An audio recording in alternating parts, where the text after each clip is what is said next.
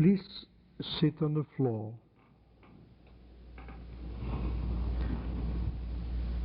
Put your hands behind you, to lean on both hands behind you.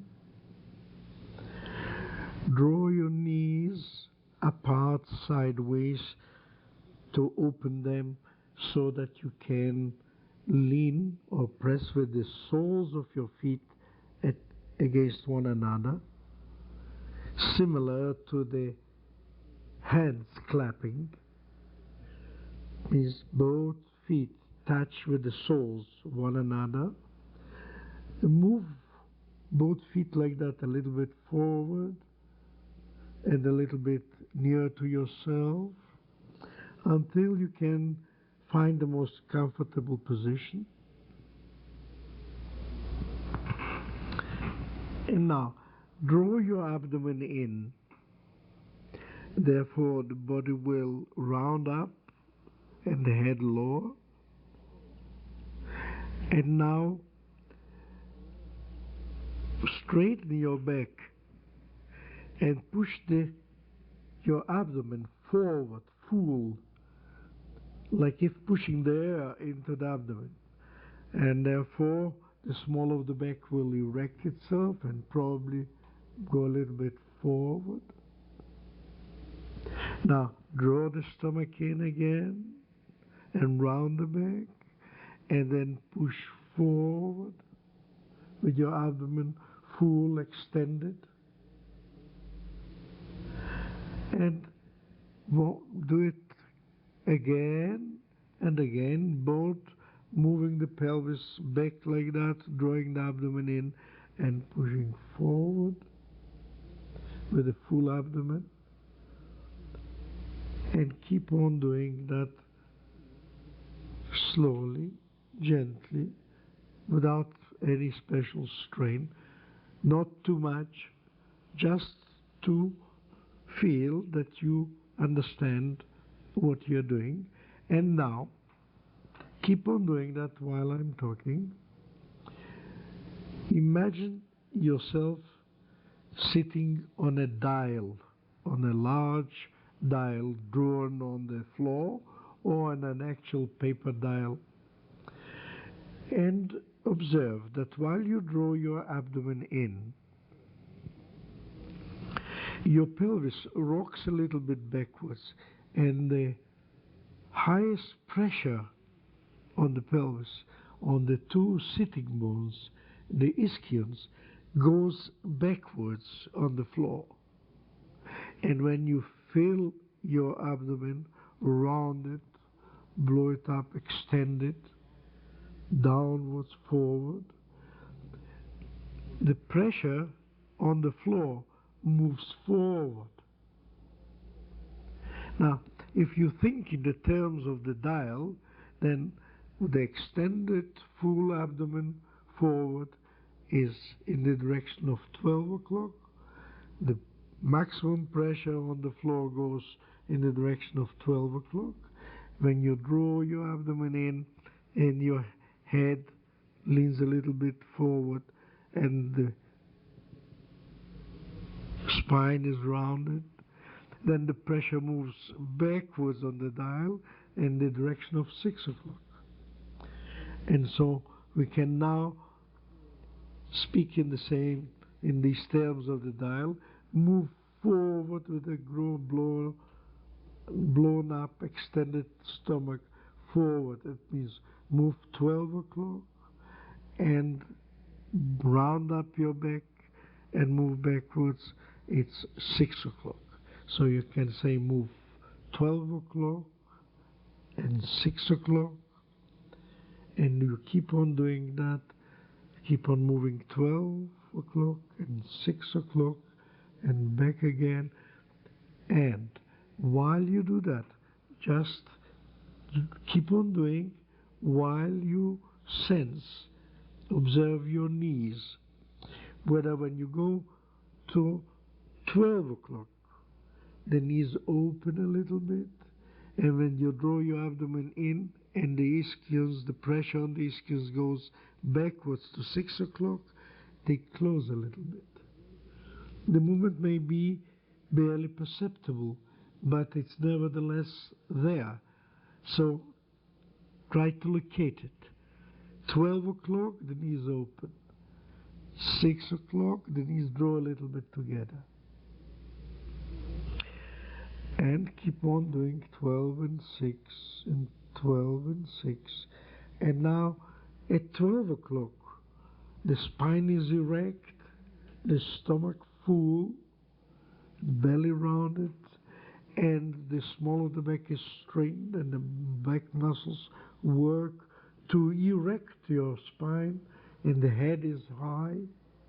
And of course, there is more push on your hands back. And then 6 o'clock, the whole strain is gone, the knees drawn together, the spine rounded, the head leaning a bit forward, no push on the hands. So keep on 12 o'clock, 6 o'clock, 12 o'clock, 6 o'clock, paying attention to the knees, to the pressure on the floor, on your ischions, to the pressure in the back, to the exertion of the muscles of the back, and how the head is drawn in between the shoulders at 6 o'clock and is pushed out, the neck and throat becoming longer out of the shoulders, above the shoulders, the head higher above the shoulders, and another few movements, and lie on your back. Stretch out and just pay attention the way the back is touching the floor, at the back of the knees, at the heels, at the pelvis, at the lumbar region, at the ribs, shoulder blades, arms.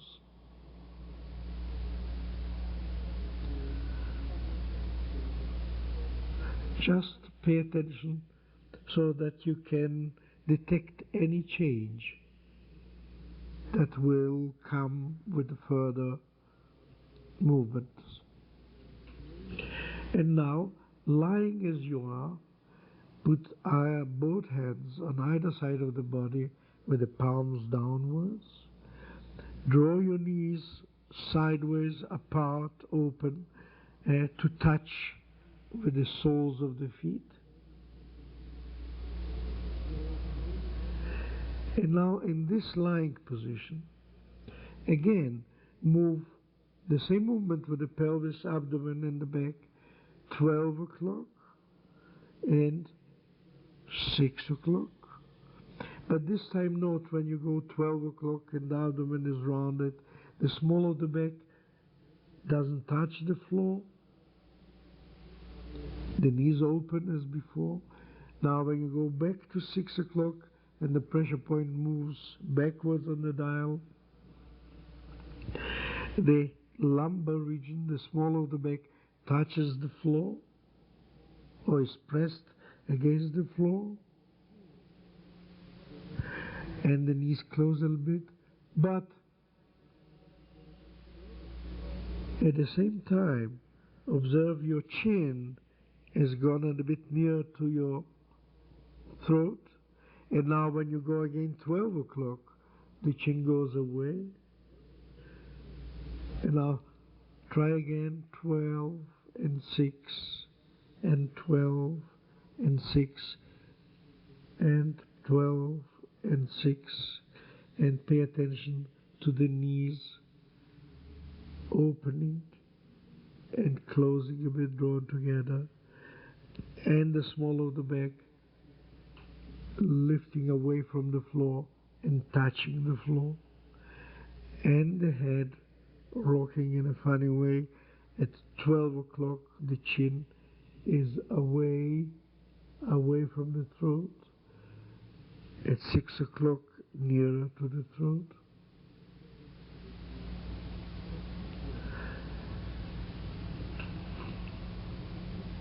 And now, sit up, but halfway. It means You put your elbows and the forearms on the floor with the palms on the floor. Then you draw your knees apart and touch with the soles of the feet. And you remain in this half lying, half sitting position. If you pay attention to move the elbows not too much forward where you begin to fall backwards, or not too much backwards where it begins to be strenuous, put them in a place where it's comfortable so that your head can be held to look forward at ease. Now, the soles of the feet touching, knees apart. You do again 12 o'clock, means rounding up your abdomen forward, extending it, making it full, and your small of the back, of course, lift it and pushing the head out of the shoulders. And now again, 6 o'clock, 12 o'clock, 6 o'clock, 12 o'clock. Noting that the knees open now a little bit more in 12 o'clock and close a little bit more at 6 o'clock.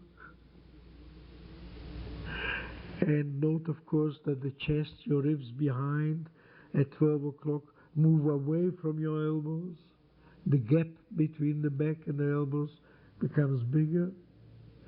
And when you come close again to 6 o'clock, they draw nearer.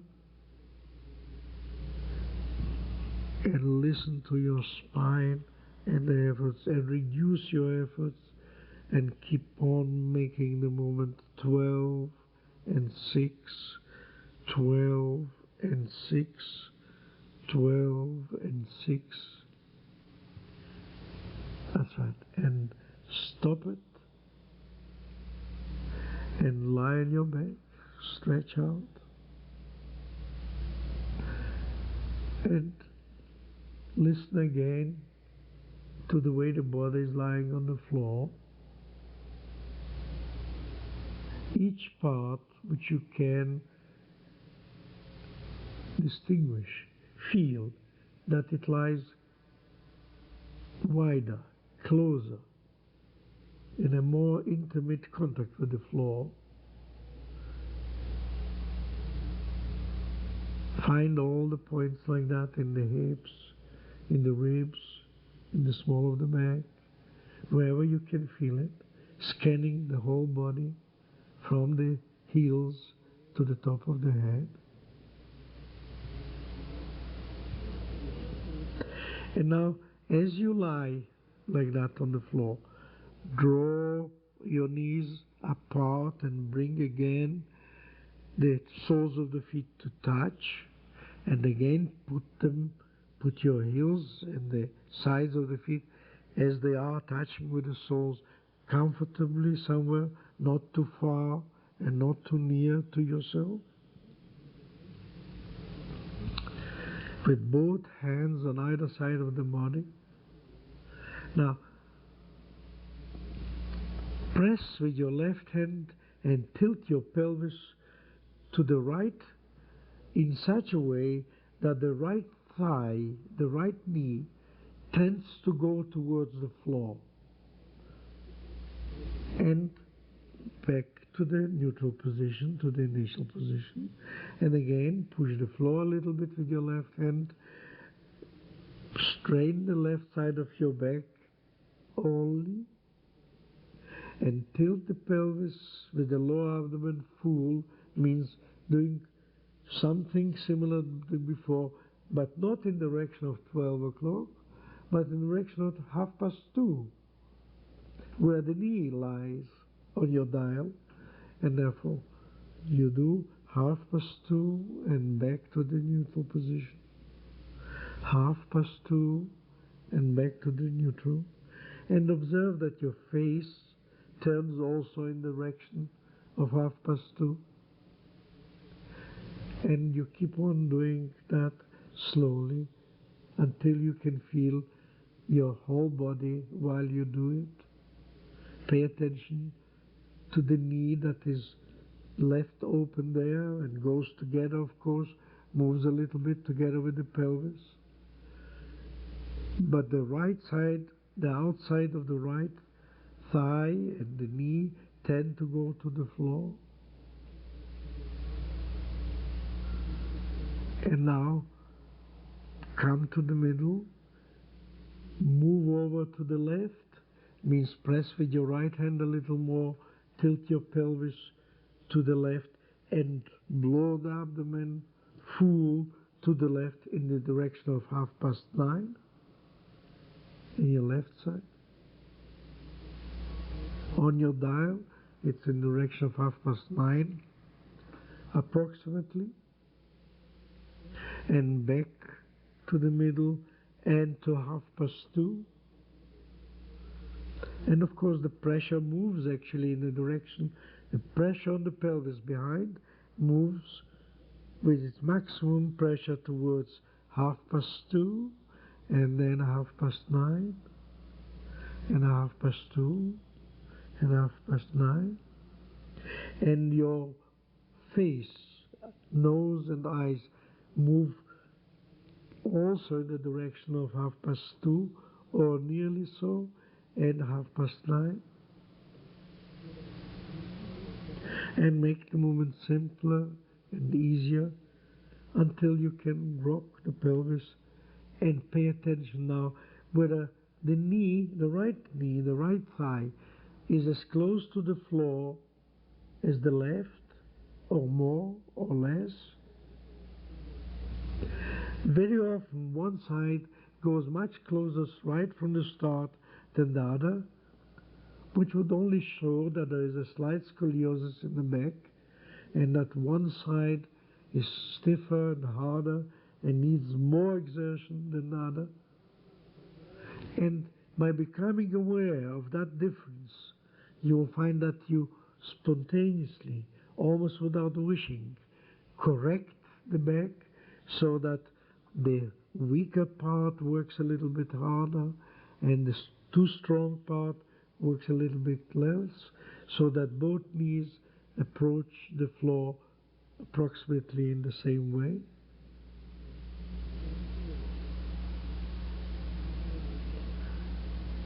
And now sit up again, halfway, leaning on your elbows, forearms and palms, and again draw your knees apart and put the soles of the feet together.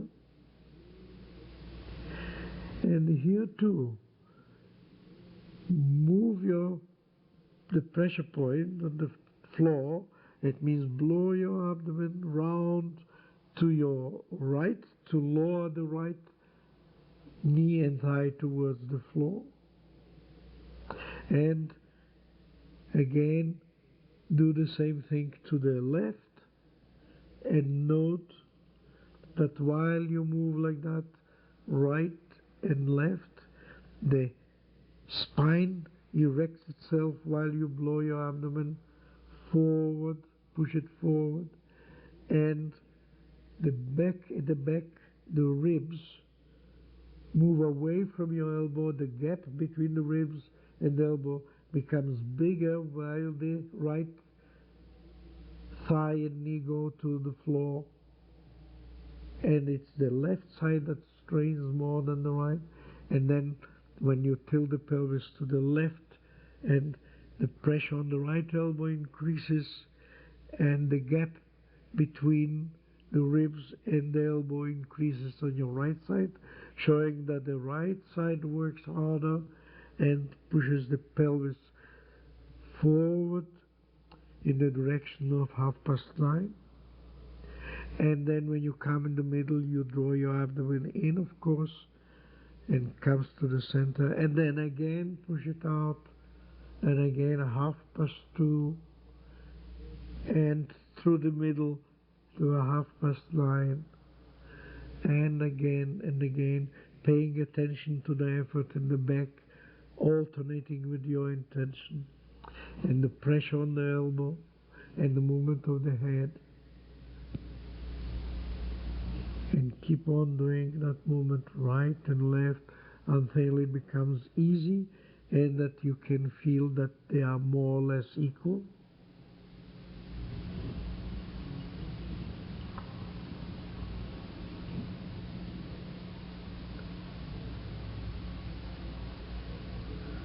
That's right. And lie on your back. And have a look at the way your different parts of the back touch the floor. There are certainly parts which you can tell immediately, it touches now the floor, it didn't before. Anyway, not so widely, not so clearly. And sit up, sitting with your hands now leaning on the floor at your back behind yourself, and draw the knees apart, open, and touch with the soles of the feet. Again, put them as close or as far from yourself that it's most comfortable. And now press slightly with your left hand more and direct your abdomen to be filled, extended in the direction of 2:30, and of course the knee and thigh will go in the direction of the floor. Now draw your abdomen in, means come to the center, and then leaning on your right hand a little more and exerting the right side of the back harder, tilt your pelvis and fill your lower abdomen so that the left knee goes in the direction of 9:30,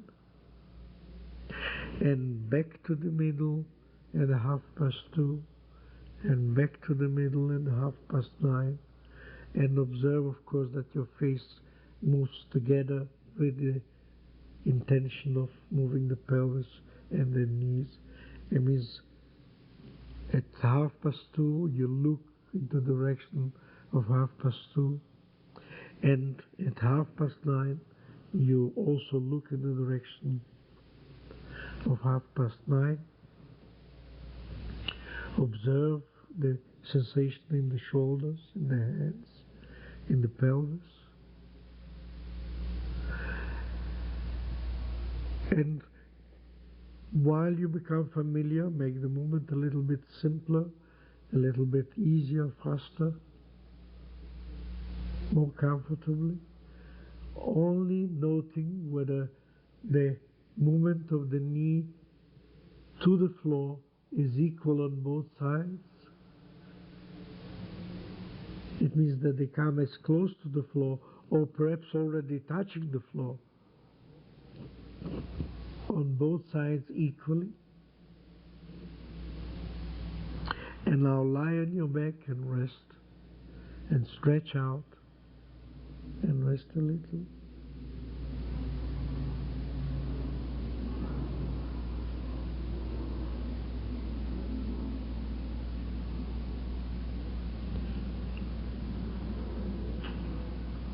And now, as you lie there on the floor with both hands on either side of the body, draw your feet close to you, touching with the soles of the feet, with the knees apart, with both arms on either side, as we said. And now very, very slowly move your abdomen forward, fill it. That means in the direction of 12 o'clock. And now slowly change the movement of the pelvis so that the pressure moves around the clock to 1 o'clock, 2 o'clock, 3 o'clock, 4, 5, 6. You are now in the middle, and then To the left, 7, 8, 9, 10, 11, 12.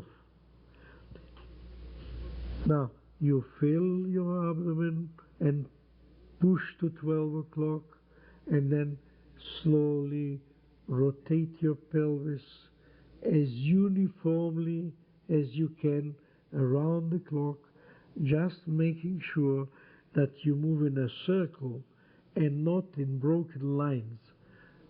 So you move clockwise from 12 round the clock, paying attention on the uniformity of the quality of the movement. And while you move like that, you can suddenly detect that at a given hour the movement is not so round, not so easy, or skipping 1 hour in a sudden jerk. Just keep on making it as slowly as you can to find whether you move through all the hours uniformly. It's very rare that at the first start you are really as perfect as that. Allow another few rotations, observing the movement around circularly, clockwise, not skipping any hour and not stopping at each hour, just moving smoothly through. But in your mind you think, that's at 5 o'clock, is it better than at 3? Is it better?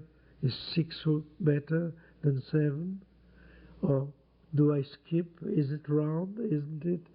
That's right. I check yourself going round, clockwise, making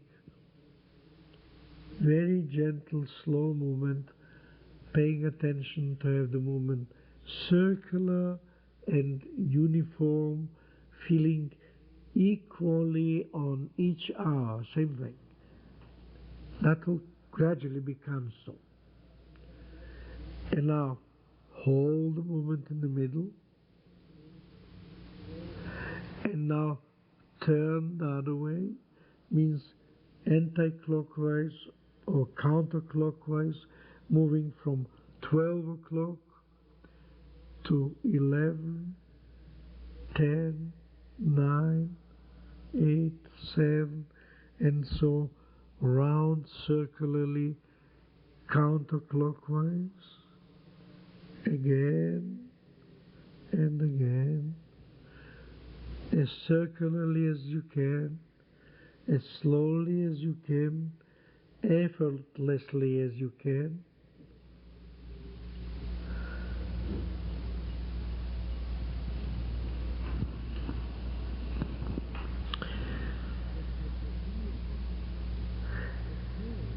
That's right. Again and again. And now that you're familiar a bit with the movement, observe that your head does also a circular movement similar to your pelvis, but of course on a smaller scale. Observe that while you move counterclockwise, like that, your nose moves also counterclockwise on a smaller circle. That means the head rolls as if lying on a smaller dial, but doing exactly the same movement hour per hour. Now, change the direction clockwise with your pelvis, and of course your head will also turn clockwise. Can you pay attention both to the head or the pelvis, or the head alone and the pelvis alone, while you keep the moving quasi-automatically?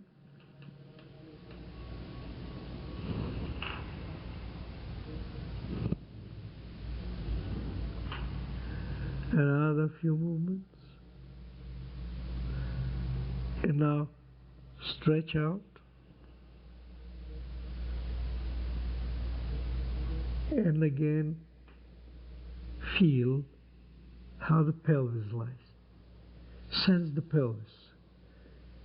Was it ever as flat as that before? And the small of the back. And the whole feeling in the body. And now sit up halfway. That means lean on your elbows and forearms and palms near to your body. Raise your shoulders above to lean on the elbows and forearms, and the head, of course, up like that. Draw your knees apart and touch with the soles of the feet. And again, put the heels as close or as far from yourself as you feel comfortable. And here again, erect the spine, make your abdomen full, forward, of course, and then your pressure point goes in the direction of 12 o'clock and the knees open, and then very, very slowly go on rotating, tilting your pelvis in such a way that the pressure point goes in a circle round the clock from hour to hour as uniformly and as simply and as circularly as you can make it. So again, 12 o'clock around and round and round. Just pay attention while you do that. At which hours do you feel that the movement is not satisfactory? It's not round enough. It's not smooth enough. Not easy enough. And as soon as you take that, you will find that on the next arrival at the same hour, it will be better. And again, continue like that, clockwise, all the hours, uniformly, regularly, until it gets easier and the movement can be made a little bit faster without losing the ability of seeing at which hours you would like it to be smoother, easier, more circular. And again, observe that while you do that, your head again makes a similar, an analog movement to the pelvis, means circularly moving around clockwise.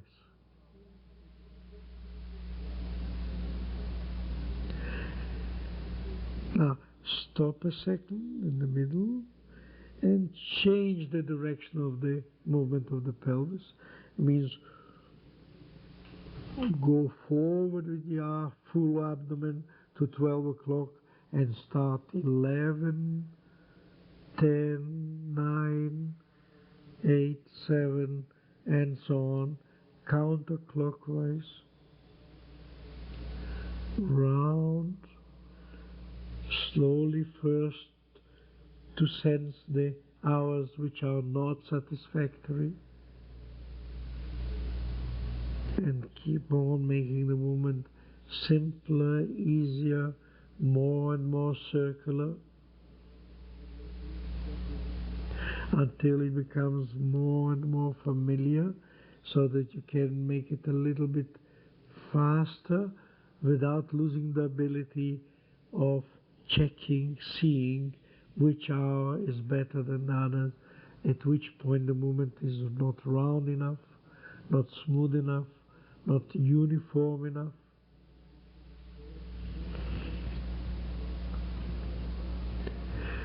And by, make the movement simpler, faster, rounder, easier, and again observe that the head does on a smaller scale exactly the same thing.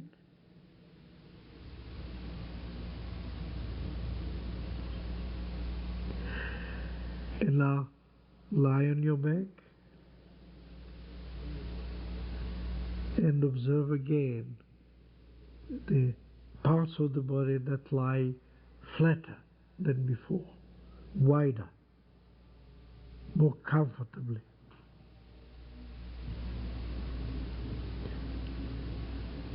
And now roll to any side you like to sit up.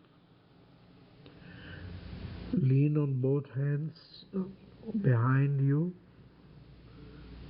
both hands behind you on the floor. And now open your knees and draw them apart and bring the soles of the feet together at the most comfortable point. And here again, erect your spine, make a full abdomen go forward to 12 o'clock, means the pressure point to 12 o'clock. And now move clockwise from hour to hour as smoothly, as uniformly, as slowly as it's necessary to compare the movement at each hour, and for its smoothness, for its regularity, and most of all, circularity, that it's really, really round, not in straight lines, but around the arc.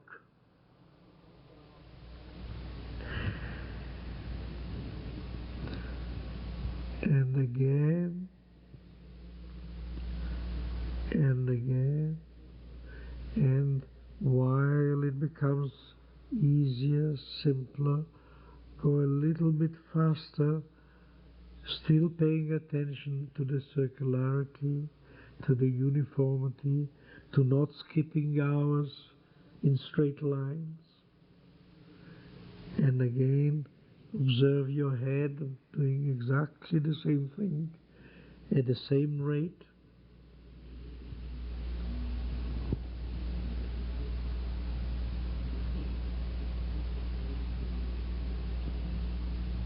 And again and again. Just, of course, you wouldn't think of holding your breath now, because those movements make it essential for the chest to be able to move together, and therefore the breath is easy, simple. And now, when you come to 12 o'clock next, change the movement counterclockwise. Means from 12 to 11, as before, counter or anti-clockwise.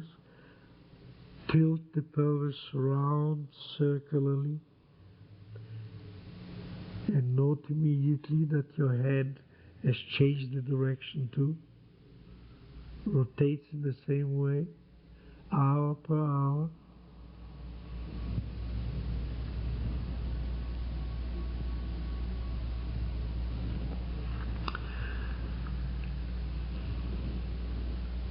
Now, if it's easy and simple, accelerate the movement, make it faster and faster. But don't hurry. Fast means that you can pay attention to all the things without hurrying. Hurrying means that you do a little bit of that and something not, and just hurry. Hurry is no speed. Speed, fastness, means that you can do the thing properly as you think it ought to be done, without straining the breath, without doing anything but going faster. So, and now change the direction clockwise, also faster.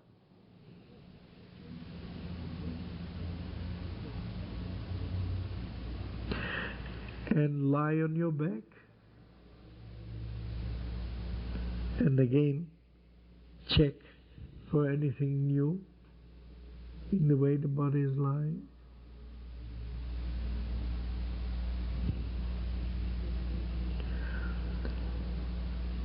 And now sit up again.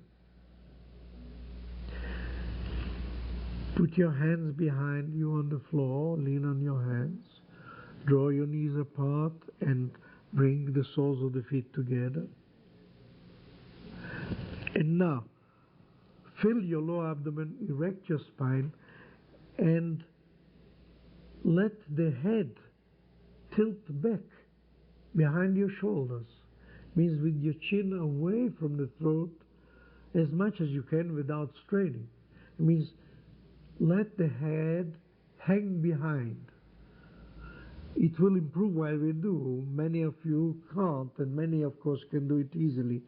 So tilt the head back like that, leaning on both hands, and again try with your pelvis, with the abdomen forward, pressure at 12 o'clock, move it clockwise, very slowly, keeping the head hanging behind as loosely as you can, and make one circle slowly, paying attention to the head and the movement of the pelvis on the dial, especially the circularity and the equality, the similarity of movement to each hour, so that the pelvis becomes very smooth and easy.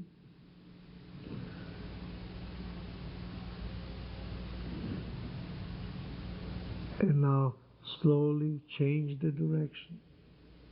Change the direction of the movement of the pelvis. The head still hanging behind. Note only that with each movement, the muscles of the front of the throat become longer and the head leans better backwards. And again, slowly, until it becomes comfortable and you can make it a little faster without losing the uniformity and the circularity. And then change over to the other side. Means clockwise. And make 2-3 fast movements. And note how the head does exactly the same, moves in the same direction with the same speed. And of course change again clockwise, anti-clockwise or anti-clockwise.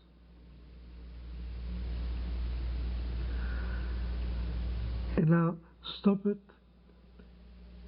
stand up, and taste the feeling of the body as it moves now, and note the looseness of the hip joints, the lightness of the movement. Move around. If you have a mirror in front of you, look at your face and see whether it is contracted or relaxed, whether the eyes are large, open. Move, feel how your shoulders hold. Are they raised? Are they strained? And of course, this is lesson number 6 in the book, and you will do very well if you read it up on page 115. And thank you.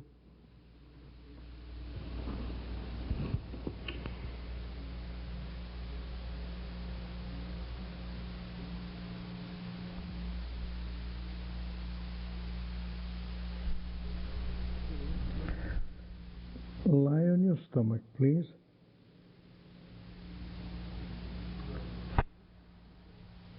Put the left hand on top of the right hand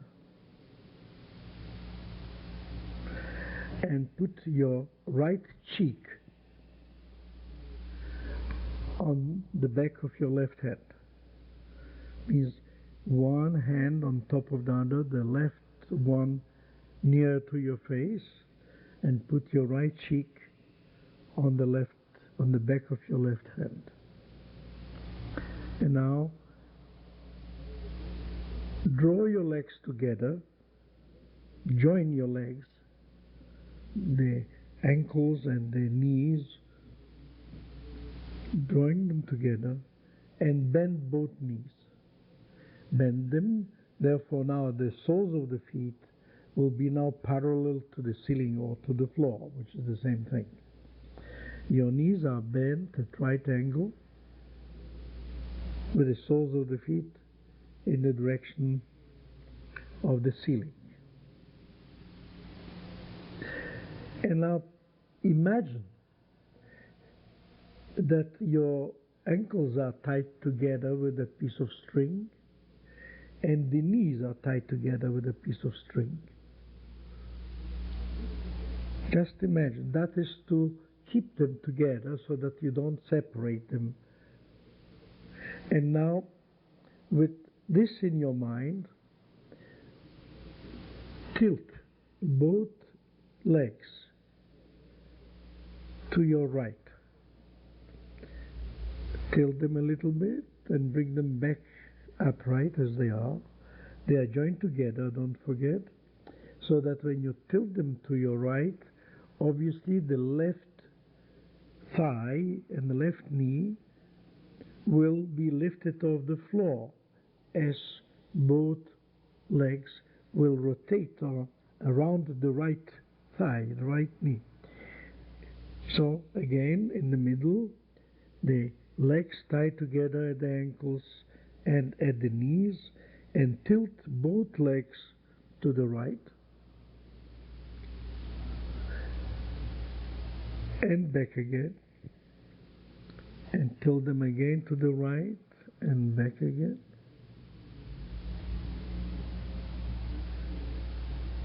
To the right and back again. And of course you will note that to tilt the legs joined together like that and held together all along the movement, it's the pelvis who tilts actually, who turns both legs that way. And of course the pelvis is moved by the muscles, and therefore the spine is also twisted. And while you tilt your legs to the right and bring them back again to the initial position, and you tilt them to the right and back again to the initial position, while you do that, and the pelvis and the spine doing what they are doing, twisting, you will find, of course, that one elbow is pushed a little bit forward, and that other one is pulled downwards in the direction of the legs. The other one is pushed in the direction of the head, forward, upwards. Now, try again, move the legs to the right, and note, of course, that the left elbow is pulled a little bit back, while the right one is pushed forward. And now listen to the pelvis and to the spine and to the vertebrae while you twist like that. And lower the legs to the right again. And see whether the knowledge of the movement of the elbows does not assist the legs to go a little bit lower. That means facilitates the twisting of the pelvis and the spine.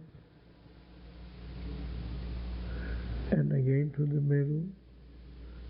And again to the right with your legs in your imagination tied together so that the knees are held together and the ankles and the feet. And again to the middle, and tilt them again to the right and to the middle. Now tilt them to the right and let them stay at the angle which they make, as close to the floor as you got now without trying to do better. Tilt them to the right and hold them like that. Only scan your body for superfluous strain, for holding the breath, perhaps squeezing the teeth together, the eyes and the arms, the elbows. And after you made sure that you don't do any useless efforts, return to the middle, stretch out your legs, and lie like that with your right cheek on top of the left hand.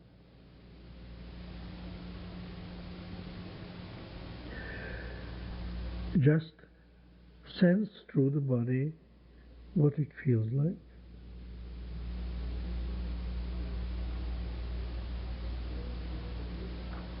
And now change over your hands.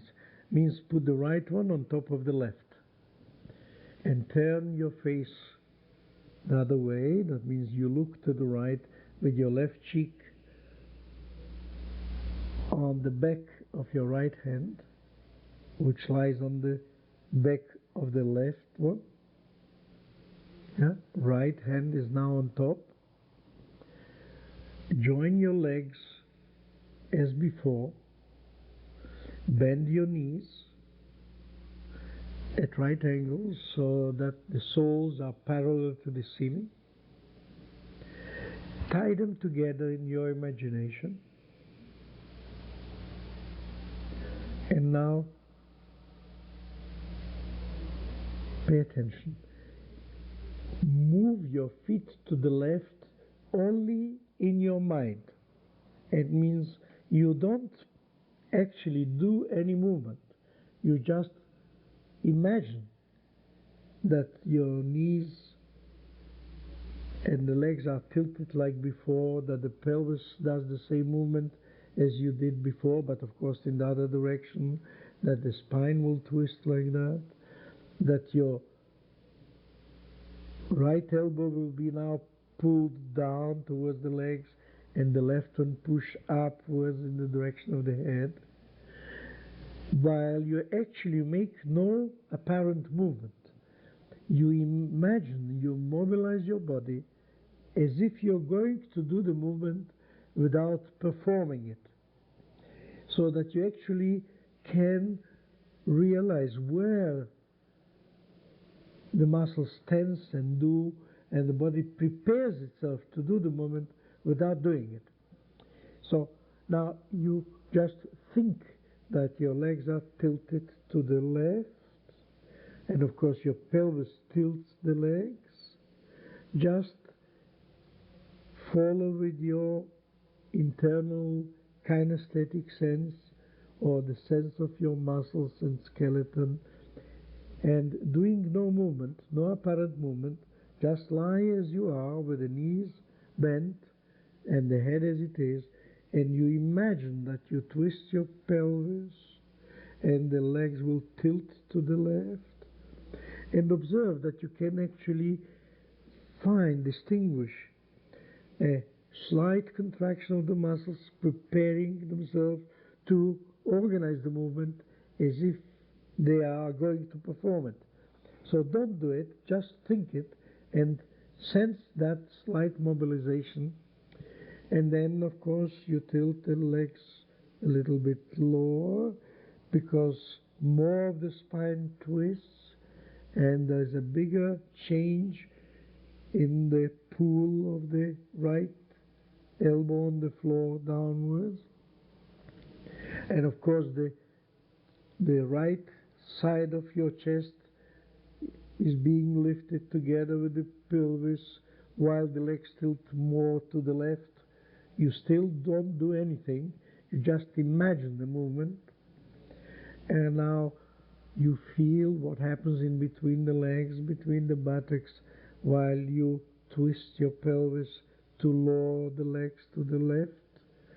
And sense now how the left side of the ribs, the lower ribs of the chest, are pressed to the floor, while the right ones are lifted and pulled apart.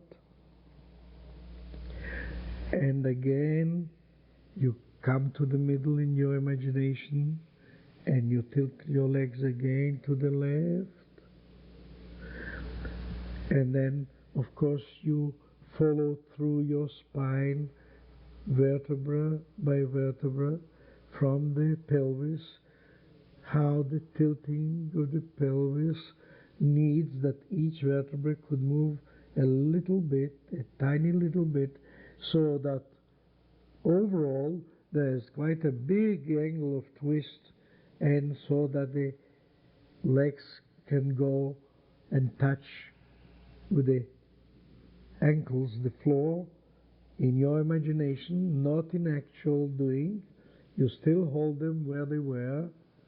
Now you only follow through the intended movement, the imagined movement, follow it through the spine, to all the ribs on your back, to the shoulders. Where is the difference made that one elbow is pulled down and the other one is pushed upwards? What happens in the shoulder blades? How does the spine twist there? And then in the cervical vertebrae and the head. And of course, in your imagination, you come back to the middle. And in your imagination, you see, in your mind, check whether you're holding your breath, whether you screwing up your face, squeezing your teeth together, whether you intend to hold your breath while you listen to yourself. And now, while you listen to your back, to the back of your legs, to your thighs, in between your legs, and tilting the legs a little bit more, one would think that in imagination, where one is not actually dependent on the performance of the body, one could think of the legs going down to touch the floor. Well, you will see that it's very difficult to think with the body things we can't do. Once we learn what we are doing now, you will find later on that you can do things and learn to do things without any exertion at all. Now, in your imagination, therefore, you tilt your legs and look at all the back and the back of the head and the neck and back to the middle, and think now that when you go back to the middle, the right side of your chest and abdomen come back to the floor, and the left is relieved of the pressure. And now when you tilt in your mind the legs again to the left, the right side is actually made light, and the whole chest, abdomen, with a twist of the spine and the pelvis, becomes lighter on the floor, while the left is pressed harder. Now, gradually see in your mind the whole body, from the toes to the top of the head, with the elbows up, side up to the sides, and the front and the back and the sides. And now again see the whole body and the particular movement of twisting the pelvis to lower the legs. And again to the middle.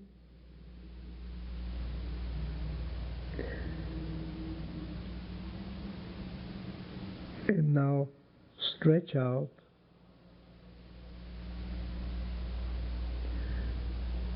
And compare the sensation in the right side and the left side. Perhaps try a very instructive experience. You lie again with your right hand on top of the left, put your left cheek on the right hand, Bend your knees, hold them together in your imagination, and then literally perform the movement now. Go to the left with your knees, tilt your pelvis, scan the body, keeping in your mind all the parts that are moving, and back to the middle, and then again tilt them to the left, and stop at the lowest point which you have reached, and now try to judge. Do you come on this side lower than the other side which you did repeatedly, actively? Is the side that you have imagined the movement, has it improved more than the other one? Now make sure, now change over your hands, put your right cheek on top of the left hand, and keep your knees together, bent as before, and tilt them to the right. And compare the sensation in the body, and stop at the lowest point you can hold your legs without strain, and judge. Is it lower than on the side you imagine the movement? Is it better on this side or the other one? Try again. Change over the hands, face to the right, means put your left cheek on the top of the right hand, the back of the right hand. Join your legs, bend your knees, and tilt them to the left. And decide, do the knees and the legs, do the body perform the movement on this side equally good as on the other side, or better, or worse?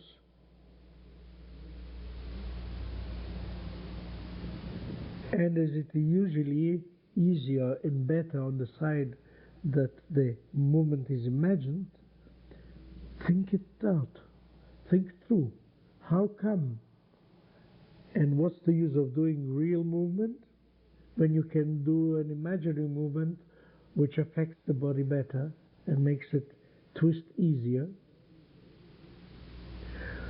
There is an answer to that. It's not as simple as that. Now, stretch out, lie a minute on the stomach, comfortably, and just feel the difference between the two sides.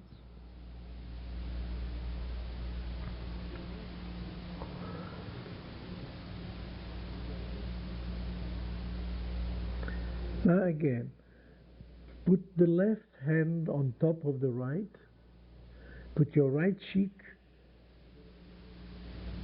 on top of the left hand, bend your knees, keep them together, tied in your imagination, and this time tilt effectively both legs to the left and back to the middle, to the left and back to the middle. Of course, now it's the right thigh that is lifted off the floor, the whole thing hinged on the left thigh, the knees and the feet imagined held together, tied together, and then you tilt the pelvis with the legs so that the legs go nearer to the floor on the left and back again to the middle.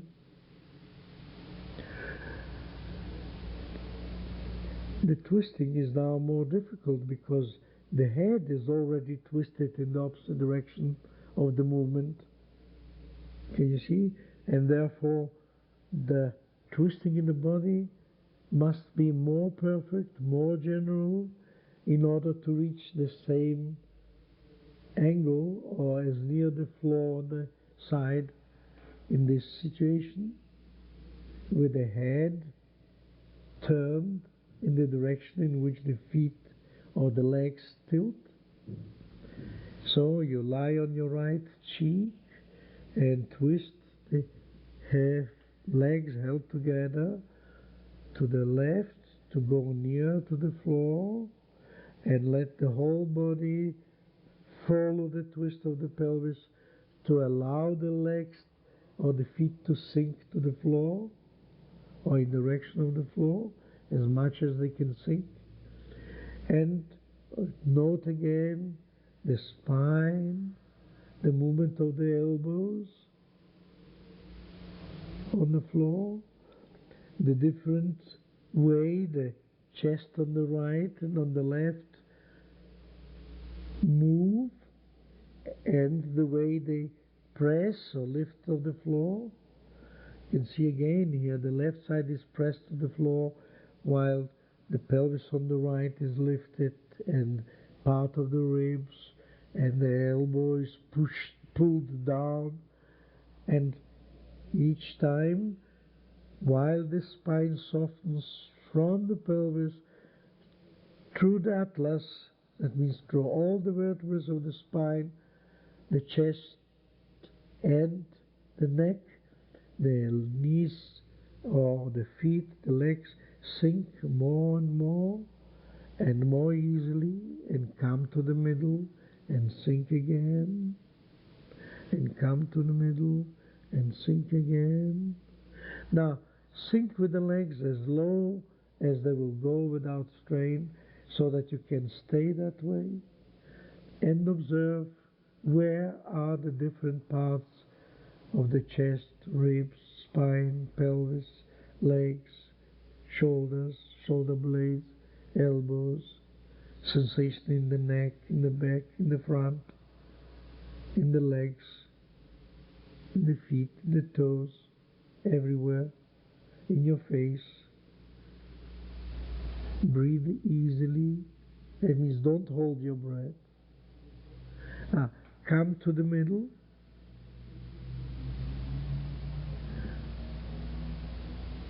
And stretch your legs. And now, change over your hands. It's now the right hand on top of the left. And slowly twist the head the other way to put your left cheek on top of the back of your right hand. Looking to your right now. Bend your knees again. Tie them together in your imagination at the knees and at the ankles. And now tilt them both to the right, but in your imagination. Doing no movement at all. Just that inner mobilization of the muscles of the skeleton that you can perceive, but performing no gross movement, no real effective movement.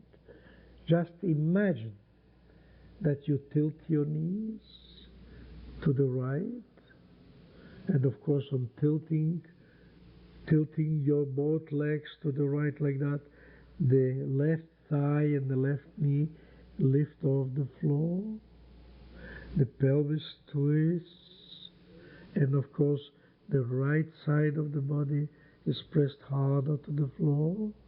Now doing nothing, still holding the legs and lying as before, just imagine your movement and imagine the sensation in the body that the left thigh would come up and the left side of the pelvis leave the floor, and the ribs on the left side would leave the floor and be pulled apart, and the left elbow would be pulled down.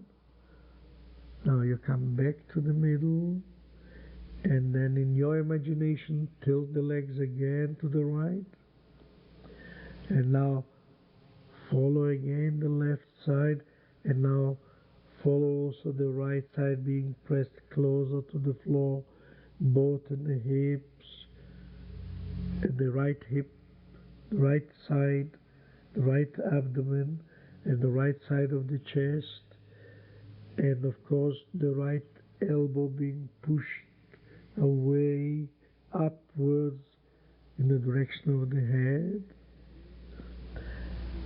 and still being in the middle, imagine going back to the middle and how the different parts of the body would behave. In fact, one would think that in imagination, in the brain, we can think fast, but I'm sure you find that I'm much too fast for you. In order to be able to sense and locate in your imagination the different parts, it's much slower than actually doing it. Now, so therefore, much slower think. The legs are being tilted to the right, and now sense what happens to the right side on the floor and to the left side of the floor, and the different pressures on the elbows and the movement, and then the sensation in the spine. Can you feel which groups of vertebrae go together and which vertebrae move one by one?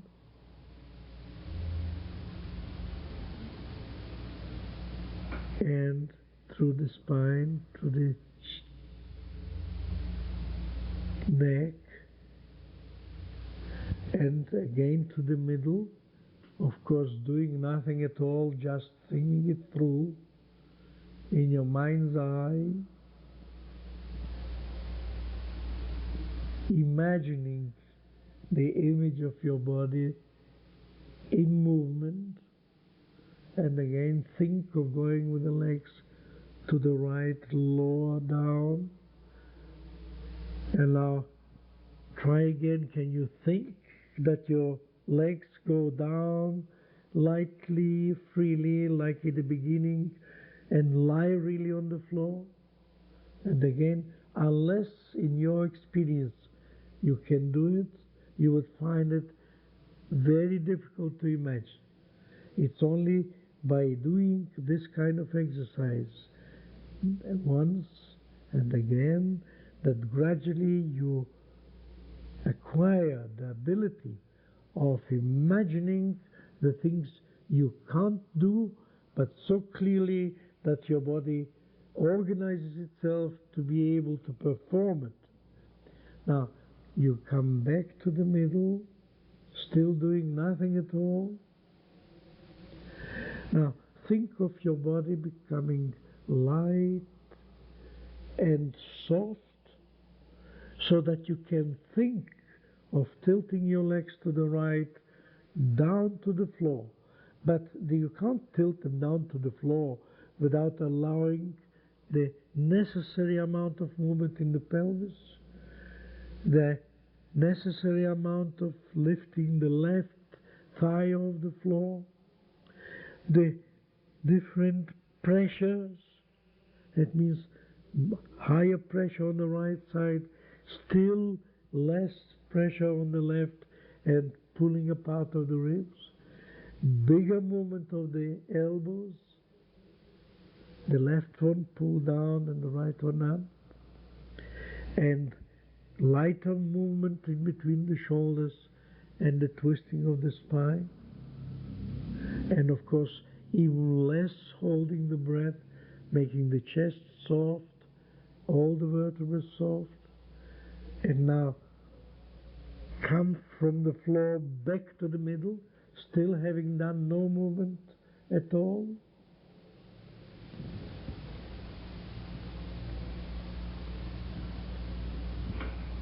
And slowly think it through again.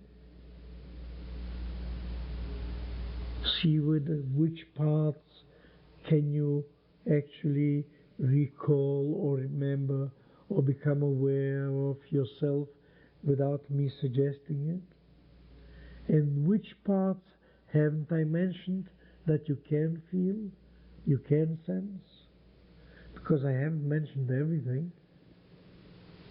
And tilt the body more down to the floor if you can think it, and back again.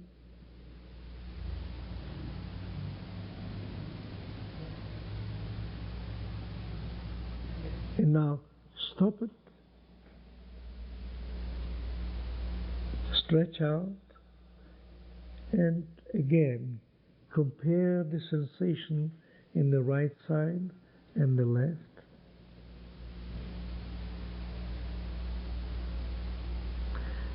In the right side and the left.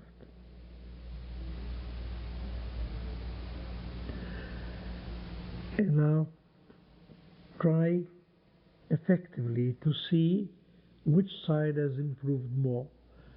Try again. Put your right hand over the left. Put your left cheek on top of the right hand. Bend your knees, held together.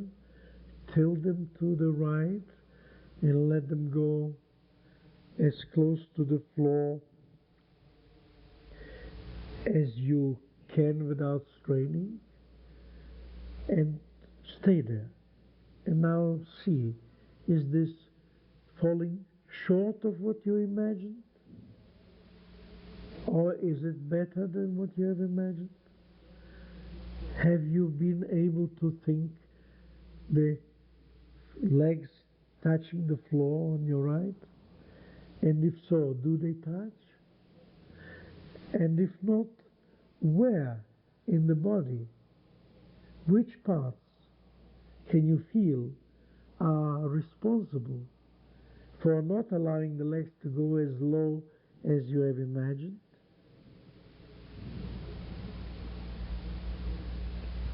Scan your body through and see. Now come to the middle and try again, seeing which parts are not present in your imagination now, and the length of your body and the softness of all the articulations and muscles, and tilt them again to the right and see how far they go. Does it come near to what you imagined? And now, slowly turn the head other way, because you will find that there is such a change produced in the neck that a quick movement may feel even painful. Move the head slowly to the other side, changing over the hands. Put the left hand over the right and the right cheek on the left hand. Join your legs in your imagination inseparably. Bend the knees at right angles and tilt them to the left. Tilt them to the left. And see, do they come closer to the floor on this side than the other? Is this side easier than the other?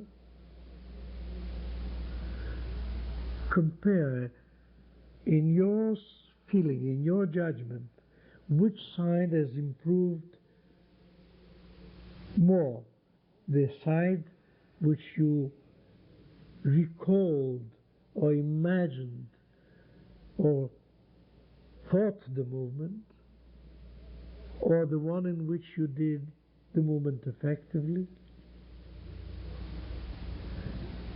Judge for yourself in your feeling, in your experience, which side, which way is easiest. But now you will realize that it is possible to think the movement and refer it to all the parts of the body, and means think of what all the other parts of the body can do, only if you have the experience on one side, then you can think what the movement is. But if you haven't done it, then your thinking is not real thinking, it's just a wish to think. It may be using words, but not the actual sensation of movement, not the organization of the muscles, not the kinesthetic sense. That means not the relation and the sensation of the muscles and its movement in space and the relative configuration of all the parts. These, in order to be able, therefore, to imagine usefully what to think and organize it mentally, you have to have an experience, at least on the other side, so that your thinking becomes some real use and is conformed to your movement, conformed to your body, and actually organizes in the brain the movement. And if you learn to do it, many times you'll find that you can, in your imagination, involving no pain, no fatigue, no strain, achieve better organization, and then find that it's easy representing in your mind's eye the movement and the change of the different parts of the body in space. You find it easier to perform on the side you have imagined than on the side you have done effectively. Now, would you just try now to do what you started with? It means you put one hand on the other, and suppose you put the left hand on the top of the right, and then you put your right cheek on top of the left hand.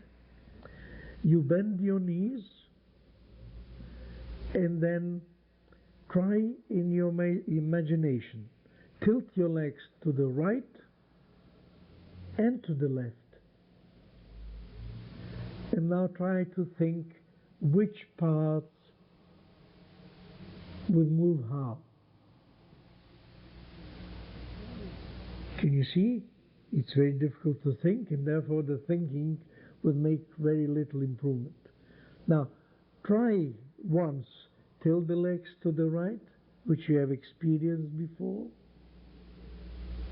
and now tilt them to the left, this time with the head, of course, you see, in the more difficult position, and see, and tilt them to the right, and tilt them to the left, and now stop in the middle and think of tilting the legs to the right and what the sensation is in the parts of the body which you can clearly hold in your imagination, and generalize it, scan the body and see which parts come naturally to your mind and which don't, and make those who don't come easily, make them as clear as the others. And now think of tilting the legs to the left, and again in your imagination doing nothing, just think it through. And of course the pelvis and the spine and the elbows and the sensation on the right side on the floor and the left, and between the legs, at the back of your legs, in front, at the soles of your feet, in your stomach, in the breathing, all along the spine. And now try effectively, move it once to the right and once to the left, and see whether your performance is short of your imagination? And if so, which parts of the body have not been as clearly present in your mind as the ones which were? And you will see that in those parts is the hindrance. They interfere because not being present in the mind, the excessive tonus there, stiffness, very difficult to gradually soften. They can be either stiff or moved, but not gradually, like in those parts of which we are clearly aware.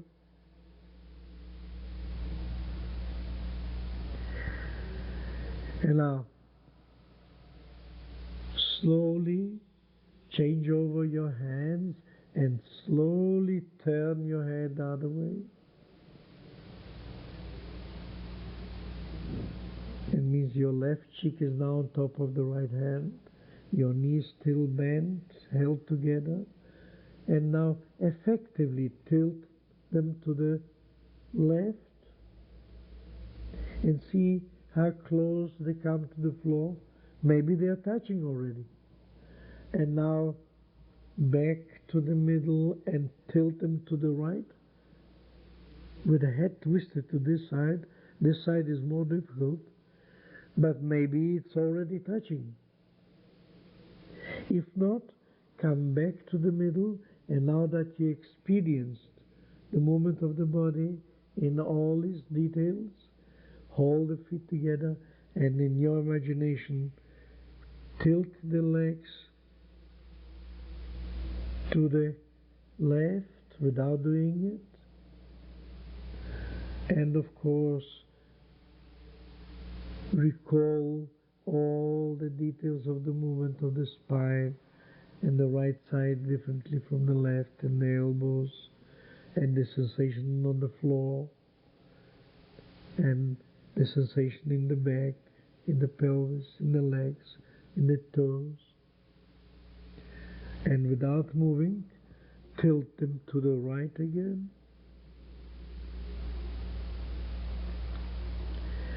And see whether tilting them to the right you experience in your mental image more difficulty in going down to the floor than to the left, and see which part of the body interferes with thinking that clearly, and lightly imagining the legs touching the floor on the right. Do you lift enough your pelvis in your imagination and the left side of your chest?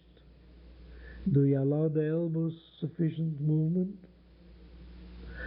And again, without moving, to the middle. And now try effectively one movement to the right, one movement to the left, and see again whether the effective movement is short of your imagination or better, and you know now how to deal with it. Now, you may continue for yourself if you're interested, but we are at the end of the lesson. Thank you very much.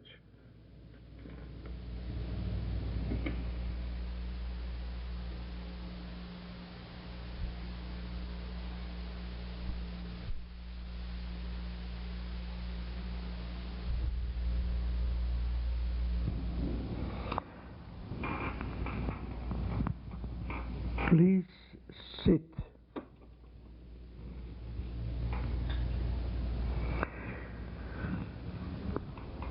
Sit on the floor.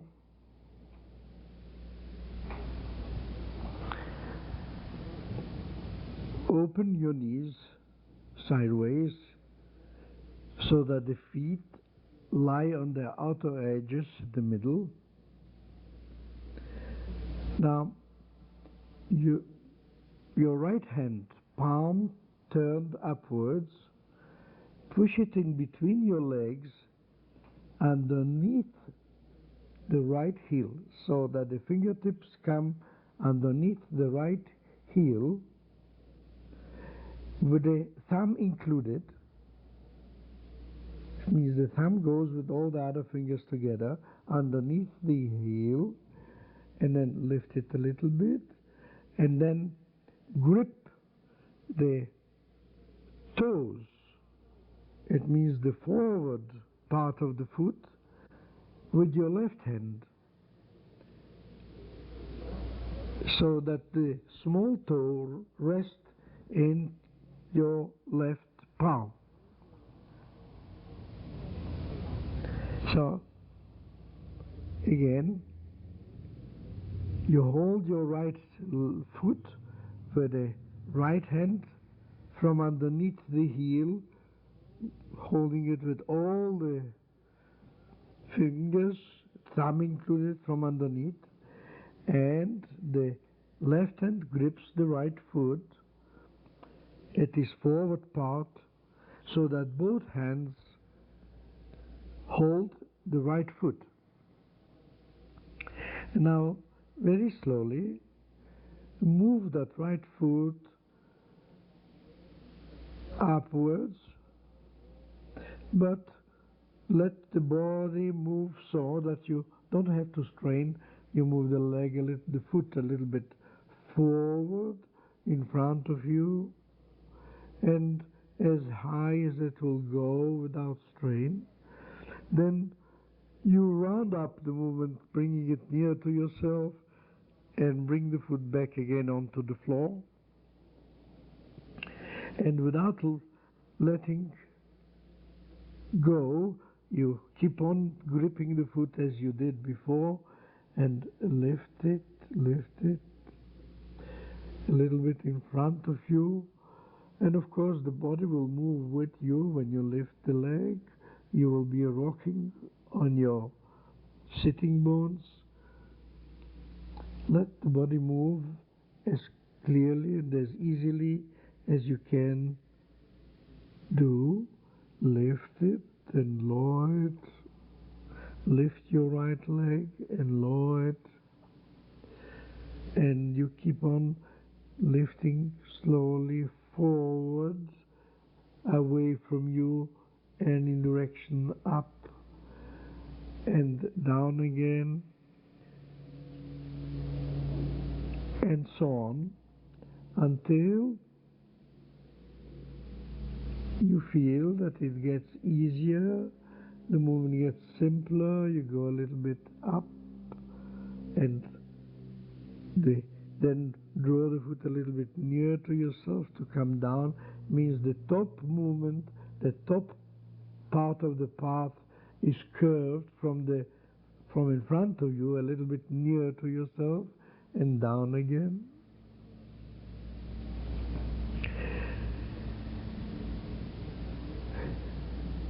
Pay attention to the left foot lying on its outer edge and actually assisting you in rocking the body as it feels comfortable when you lift the leg and round up and go down again.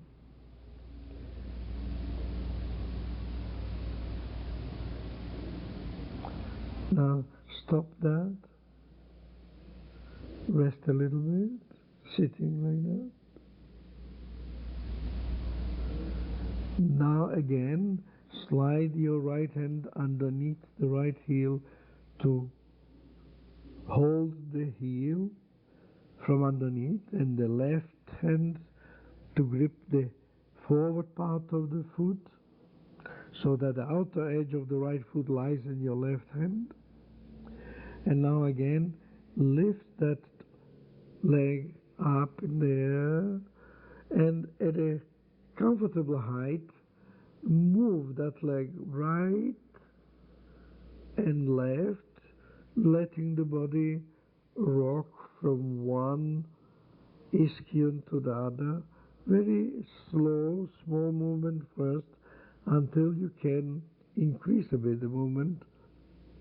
Right and left, moving the right foot in front of your face, and of course the shoulders turning with you.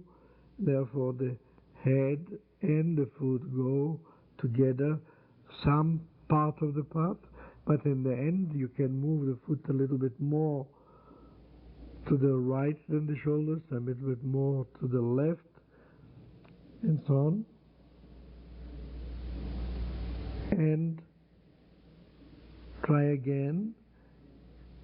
Put the foot on the floor without letting go your grip on it, and lift it again in front of you, forward, rounding up the upper part of the path towards yourself, and just see whether it goes a little bit higher and a little bit easier than a minute ago.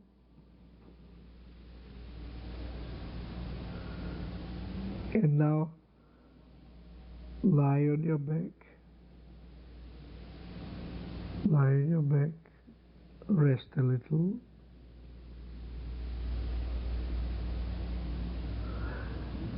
And now draw up your knees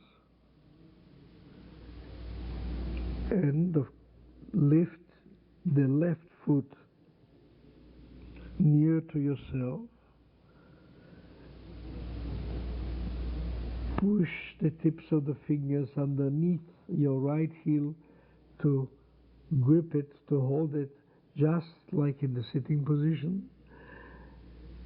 Exactly the same position with the left hand as before.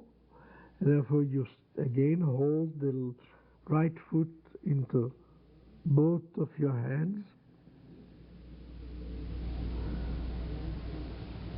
and in the lying position lift both hands and the foot high into the air, bringing it nearer to your head when you're at the top of the curve, and of course lift your head as if to put the foot on your head.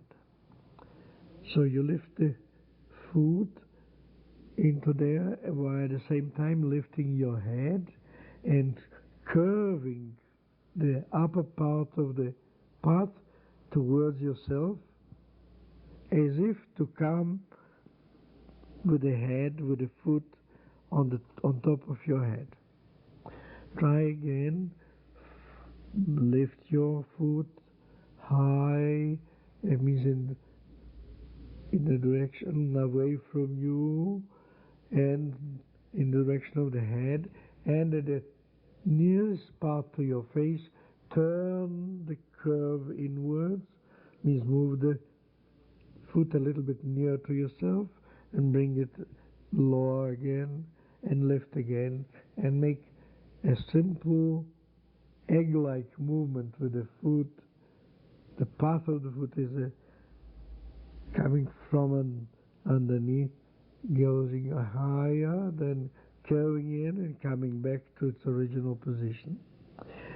Lifting each time your head, so that if your flexibility will become sufficient, the inner part of the foot will actually come to lie on your skull.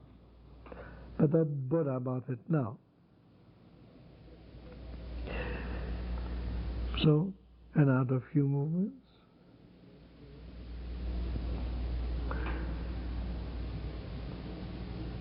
And let go. Roll to one side or the other to sit up again, like in the beginning. And now spread your knees so that both feet lie on the outer edge near to you. Grip with your right hand from underneath the right heel like you did up to now, and with the left foot the upper part of the foot, so the hold is exactly the same all the time. Now slightly move your body to the right so that you can lean against the floor with your right knee and leg in front. But in order to do that, the left foot must move out of the way to your left and maybe even backwards. It means you put your left foot to your left near your thigh, more or less on the floor, and now you lean forward until the back of your hands touch the floor, then the whole leg, the right leg lies on the floor, on your hands of course. Your left leg is bent now backwards to your left, lying somewhere touching the floor near your thigh, near your hip joint, or somewhere wherever it comes. And now reorganize, reshuffle your feet and so that it's comfortable in this awkward position. And slowly observe that now your leg lies in front of you, the knee may be touching or not touching the floor.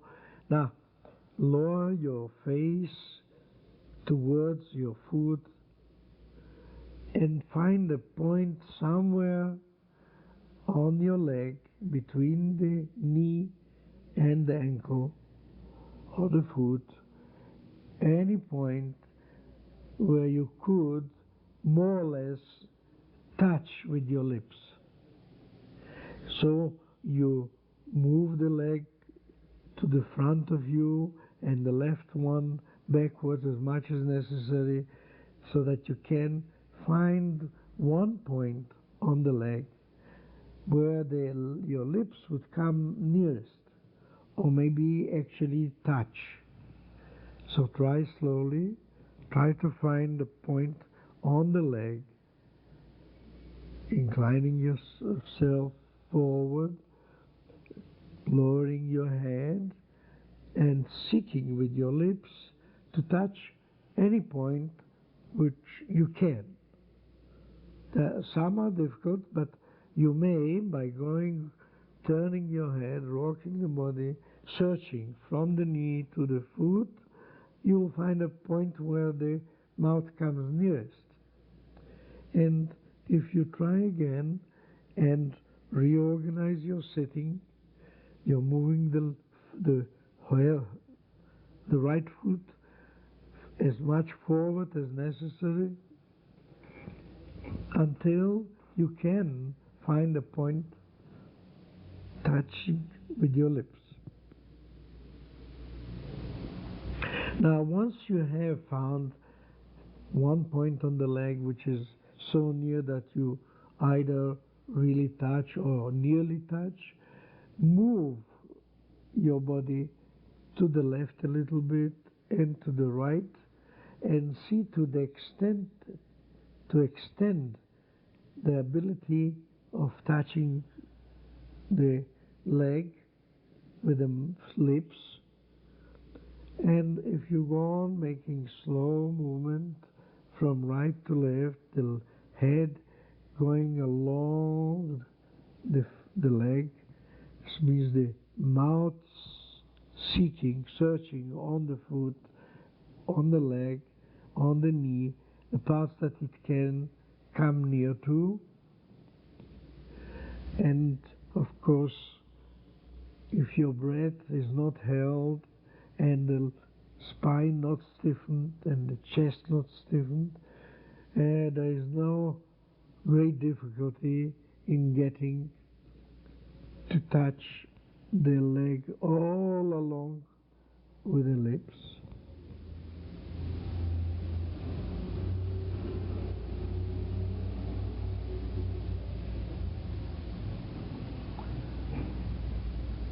And again, and again.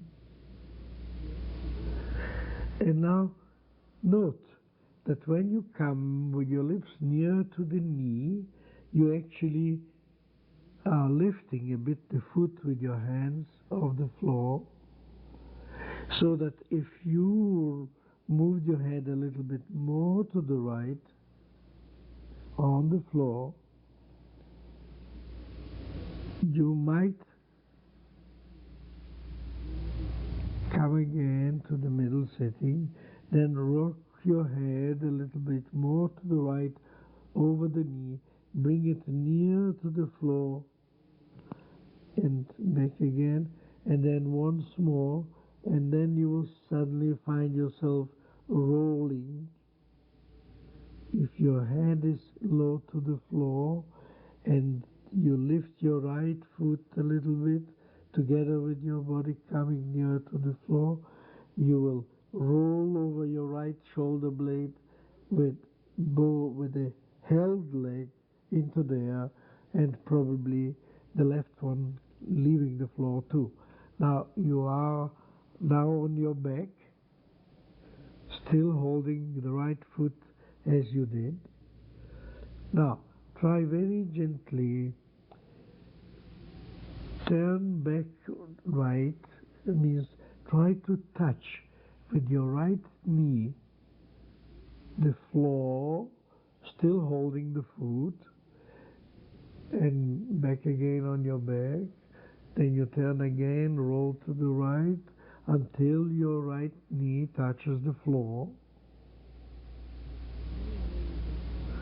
And again on your back, and again roll to the right. And while rolling like that to the right, move your head on the floor from wherever it is, as if to come to touch your knee again with their lips. So you roll on your right, and while doing that, move your head forward towards your knee, as low to the floor as necessary. Don't lift it, just very near the floor. Move your head near to the floor towards your left knee, towards your right knee, which comes near to the floor. And at a certain moment, when you come near enough, you will feel that the left leg, the weight of the left leg, when moved a little bit up and backwards, balances the top of your body, and you can actually sit up again. Now again, from the lying position on your back, roll to the right with the left leg somewhat balancing your weight, the foot low, the knee bent of the left leg. And now when you roll a little bit to the right, when your right knee and the outside of your right leg touches the floor and the head goes close on the floor into the direction of the knee, as soon as you come into that bent position, the weight of the left leg enables you to bring your weight over your sitting bones and sit as in the position from which you started. Now you may be sitting now. Now if you don't sit anyway, sit. Again your left leg behind you to the side. Again grip the right foot as we did all the time, means from underneath with all the fingers with the thumb included, then the upper part of the foot with the left hand. And now lower your body again, your head in the direction of the leg. Now you probably can touch the leg wherever you like with your mouth, and of course you lower your head and move it in the direction, move the lips in the direction of your knee, forward and down, the head very low, and again go more to the right, and you will find yourself again rolling over your back. You are now on the back, holding the right leg up in the air, and the left is somewhere near but a little more extended as it's not held, and rock the body back to the right, starting perhaps a little bit from the left to the right so that you have a little swing. Swing it forward to the right, again lowering your head in the direction, moving your head alongside the floor in the direction of the right knee, which goes towards the floor while you roll to the right like that. Now, roll to the right, get a little swing to roll to the right, touch with the right knee, and then bring the head along the floor, very near to the floor, over your knee, and your left leg will assist you with its weight coming down to the left to sit up again.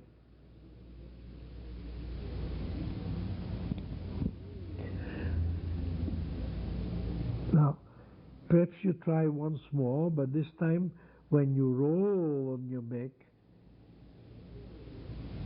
think of doing it easier, lighter, without holding the breath, and letting all the members roll as far as they will go, perhaps overshooting a little bit the back, and then you take your start and swing back, and with a easy movement roll to the right until the right knee touches the floor, and of course you hold the right foot a little bit higher because it's impossible otherwise.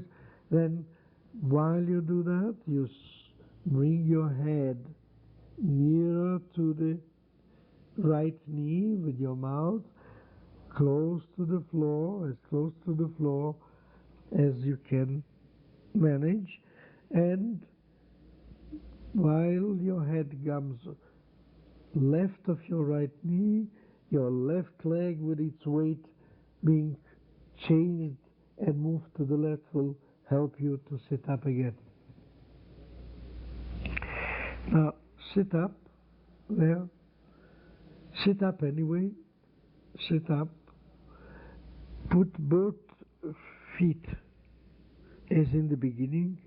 It means both on the outer edges and the knees open. Grip your right foot with both hands as we did all the time up to now. Now lift that right foot in front of you.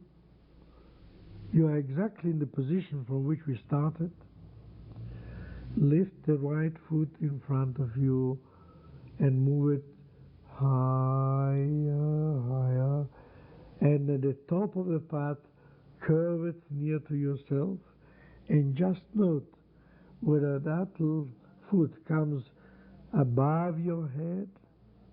If you lower your head, you will probably be able to bring that foot somewhere very near to lie on top of your head, or nearly so. Try once more. That means lift your leg with both hands, lift the right foot like that, away from you, upwards, and at the top of the path, curve it near to yourself, lower your head, and bring the foot somewhere in the direction of your head. And that was just to check the improvement compared with the beginning. Now, stop it, lie on your back, and rest a little. Lie on your back and rest. The rest is just to interrupt the strain. You needn't really rest. We haven't been working very hard.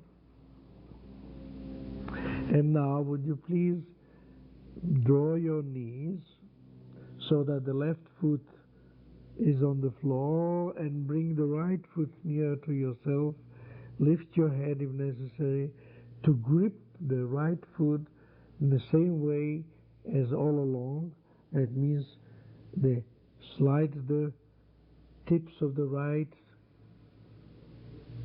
hand of the fingers underneath your right heel and get hold of the top of the leg with your left hand so that the small toe with the outer edge of the foot lies in the left palm, and therefore with both hands like that, holding the leg, the foot, raise it, hold it as high or as close to yourself as you feel comfortable, and now slowly, using the left foot on the floor, roll a little bit to your right and come back again.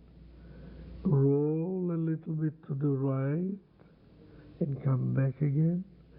And then, while it becomes more comfortable, roll more to the right until you come actually on your right side and touch with the right knee the floor.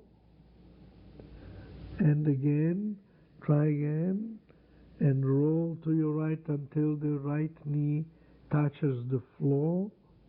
And while you do that, of course, your head comes along close to the floor in the direction of your knee, and back again on your back with holding the foot in the air, and then with the help of the left foot pushing the floor, roll to the right and roll to the right until your right knee touches the floor, and you can move your head near to the floor towards your right knee, and as soon as the head is over the knee, your left leg again helps you to sit up again.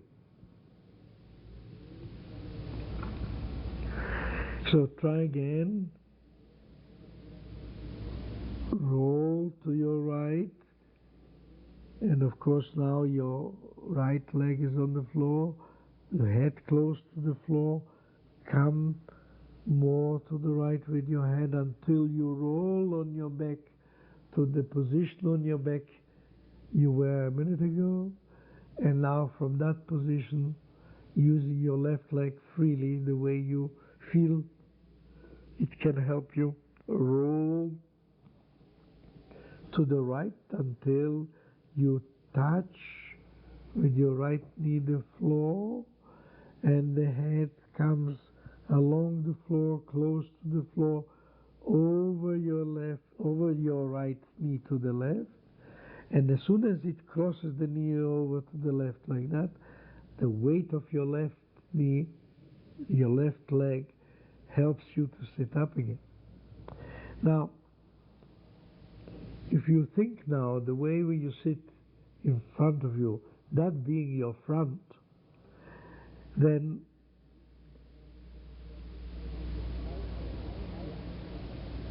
lying on your back from the position we started from the back, it's just keeping the same front lying on the back. Now try now again, lie on your back,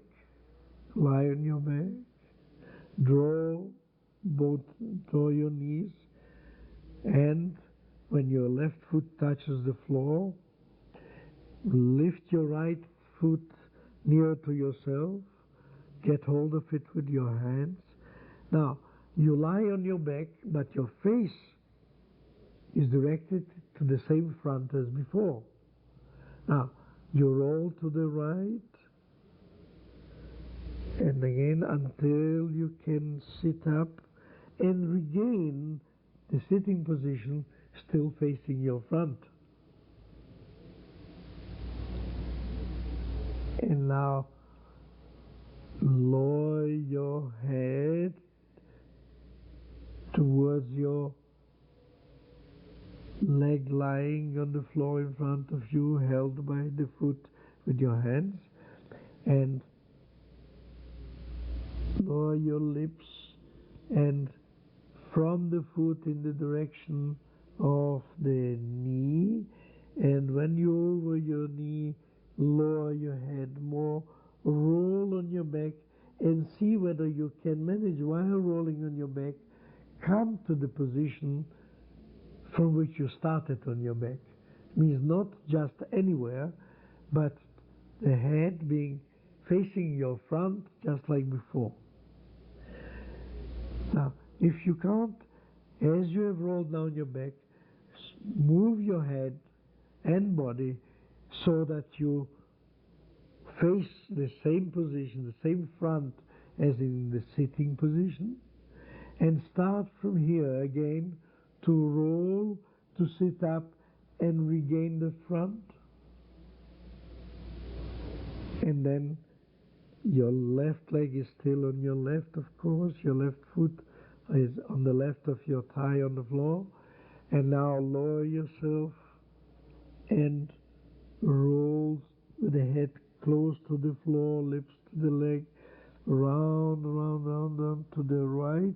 And while rolling, pay attention to so adjust the movement of the head and the swing so that you can come to the position on the back from which you started already twice.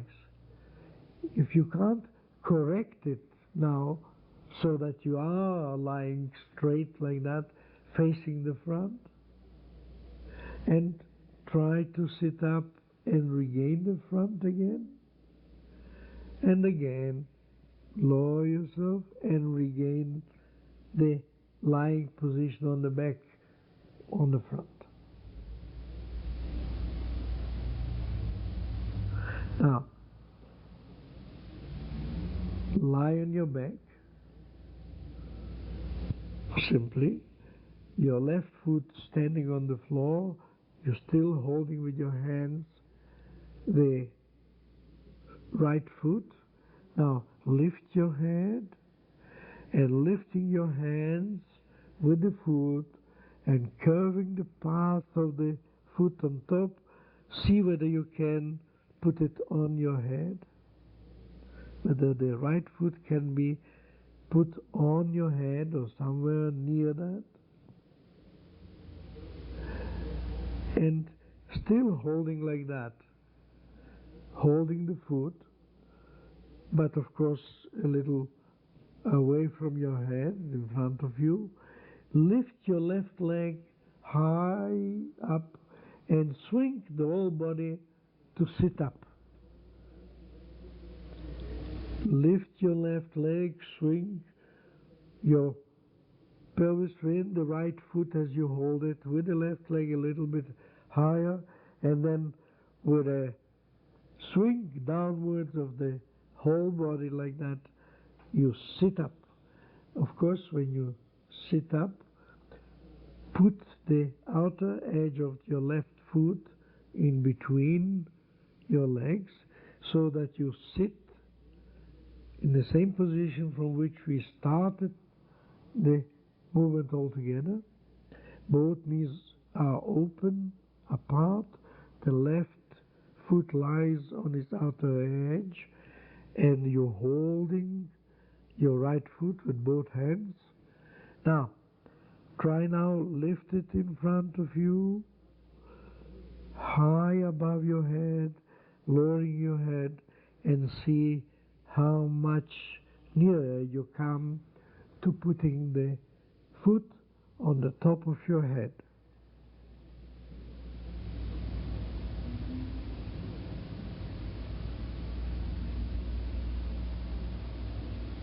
That's right. Now, stop that. Get up on your feet. Walk around. And note the difference between the right side and the left side. The sensation. It's certainly surprising to feel the right side so different from the left. Walk around, look at the mirror, sense your body, the shoulders, the hips, the legs, their weight, their length.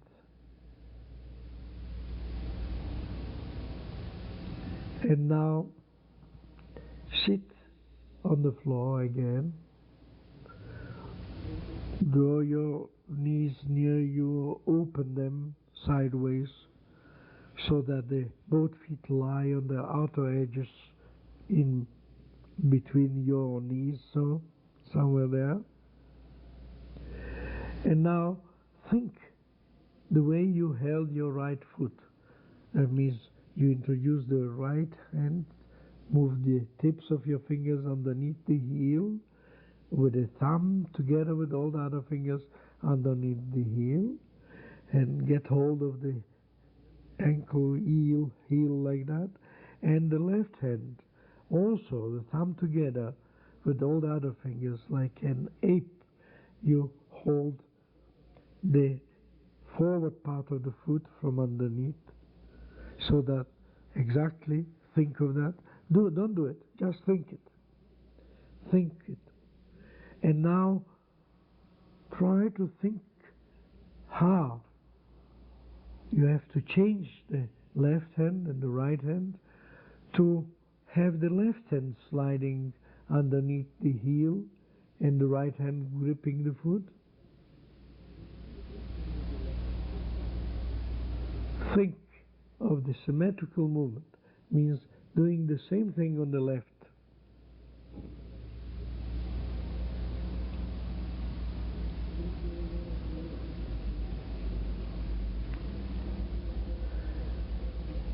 And change over and do again the same thing on the right. Means grip the right foot like you did all the time, and now change over and grip the left foot, but see whether it's symmetrical. It means that the left hand is underneath the heel and the right is holding. Many people make many mistakes in this simple thing of moving the hands to symmetrical position from the right foot to the left foot. Because it's the right hand now that comes on to hold the forward part of the foot.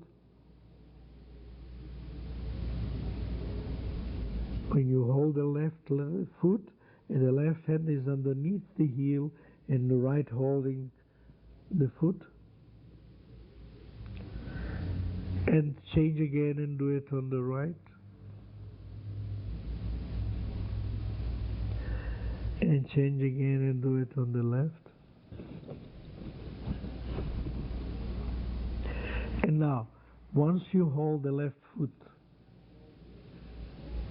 as you did, lift it in front of you. The right foot now lying on its right outer edge helps you to move the body forward and backward as much as necessary to lift the left foot and leg high into the air in front of you, and then top of the path, curve it inwards, near to yourself. You obviously know now that the question is of bringing it on top of the head, but see how different that foot is from the right. So try once more, front, and curve it on the top, bring it near to yourself and lower it. And now change over to the right side, get hold of the right foot, lift it in front of you, over your head, bending your head, and see how nimbler the right leg and the right side became. Try again and see that on the right side you probably come very near with the head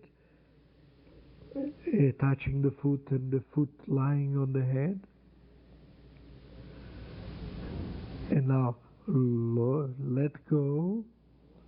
Both feet lie there in front of you in the middle. And now get hold of the left foot again and see how different that is. Get hold of the left foot, lift it upwards and near to you and down. And now, lie on your back. Lie on your back. Draw your knees, draw up your knees, and you stand on both feet. Now lift your right foot, get hold of it as we did all the time, with your right hand underneath the heel and the left holding the front part. Lift your head and see how close can you bring your foot to touching the top of the head. And let go. Put your right foot on the floor. Lift your left foot. Get hold of it with the left hand in between your legs underneath the heel and the right grabbing the front. And now lift your head and see how different that foot is from the right one.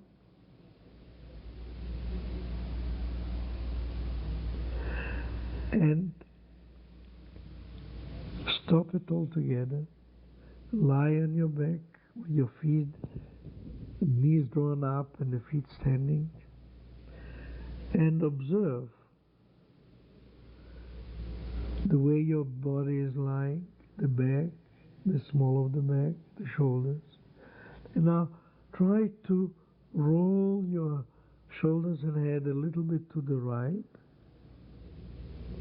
and then slowly back to the left, the head rolling on the floor. And just note the difference of the movement of the head to the right and to the left. And thereby you can ascertain the importance and the effectiveness of what you did up to now. Now this, of course, is the lesson number 8 in your book, page 130, which you will do well to read, because while speaking to you, I make variations and do not use the explanations that are in the book, where you can find them yourself. Thank you.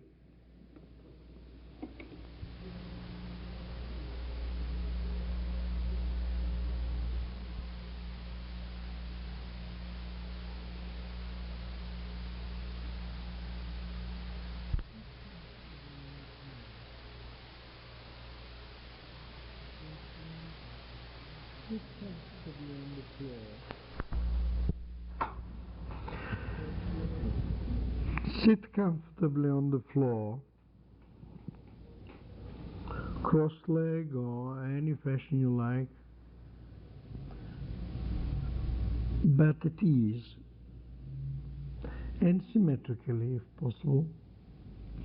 Means the legs being more or less symmetrical. And now imagine in front of your face a big kitchen clock or something like that, with the hands free to touch, and then try to move the hands or the big hand of that clock with your nose.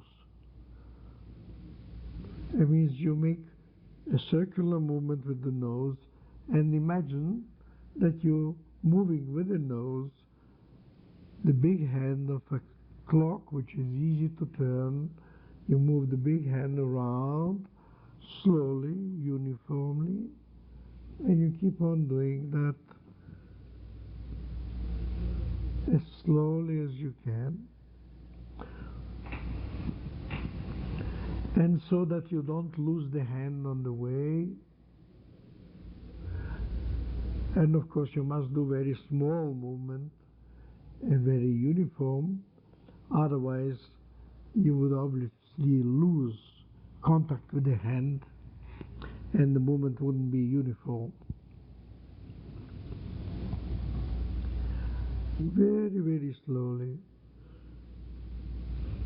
rotate your head with the idea that your nose moves around in a circle, turning the hands of a sizable clock so that you can do it.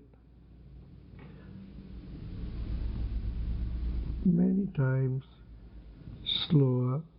Now just see that you don't hold the breath, and if yes, observe when do you become aware of holding the breath. When your nose is up at 12 o'clock or at 3 o'clock or at 6 or whatever place it is.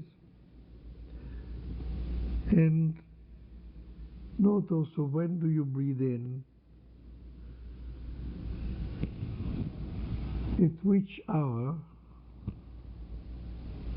do you breathe in, and at which hour do you breathe out.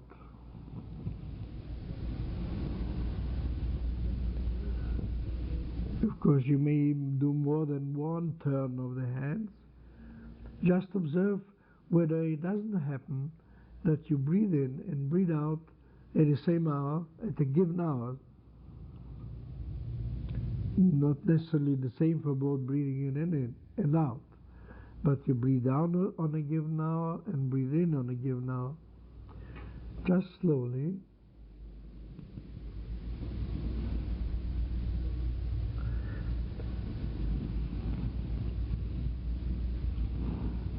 And note when do you feel that the movement of the nose is not as uniform as you would like it, at which hour.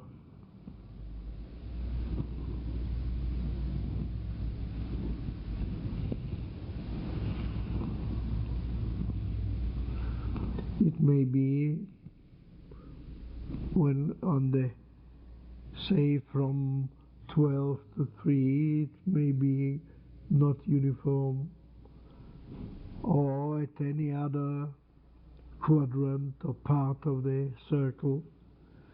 Just pay attention, make very gentle, uniform, slow movement so that you can detect when there is a change of uniformity, when there is a halt of breath, when you breathe in and when you breathe out, and try to note at which point it is, which hour.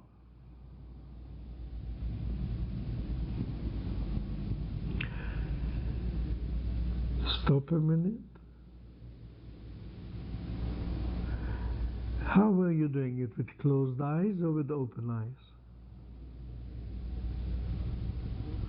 Try again. Close your eyes and do a few movements, and then open your eyes and do a few circles like that.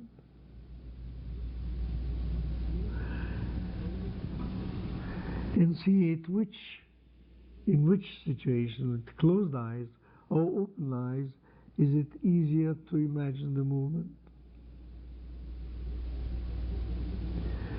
Usually it's with closed eyes, but some people find it very difficult to close their eyes and do something. So close your eyes and rotate. You will see when the eyes are closed and the habitual seeing of the familiar objects around does not disturb the mind, one can sense is the body and the parts of the body clearer and easier. Of course, you should learn to do it also with open eyes, but we don't pile up difficulties from the beginning. So close your eyes, and now stop a minute with closed eyes. Just observe your breathing. And now turn the head in the opposite direction, counterclockwise. Move the hand of the clock counterclockwise.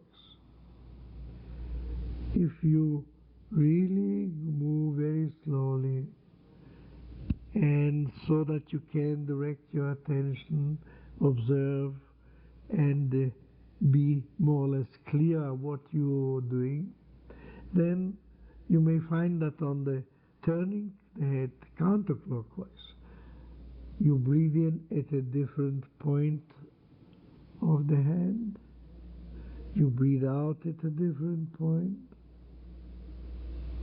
and the non-uniformity of the movement is again at a different hour.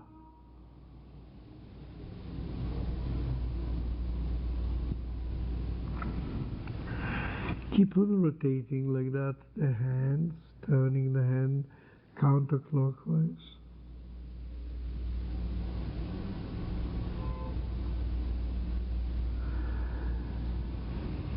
And while you do that, think, what does your left lobe, the lobe of the left ear, does also rotate? But does it rotate so that it could turn a hand in front? Or does it make some other movement altogether in a different plane? You rotate the nose, turn the hand counterclockwise, and note the positions of the left lobe, means the lobe of your left ear. Try to see in your mind's eye where is it in space while you move your nose from 3, say, to 12, to 9, to 6, and of course to all the other hours. Where is the left ear lobe, and where is it in space at those different things, at different hours, different positions of the nose?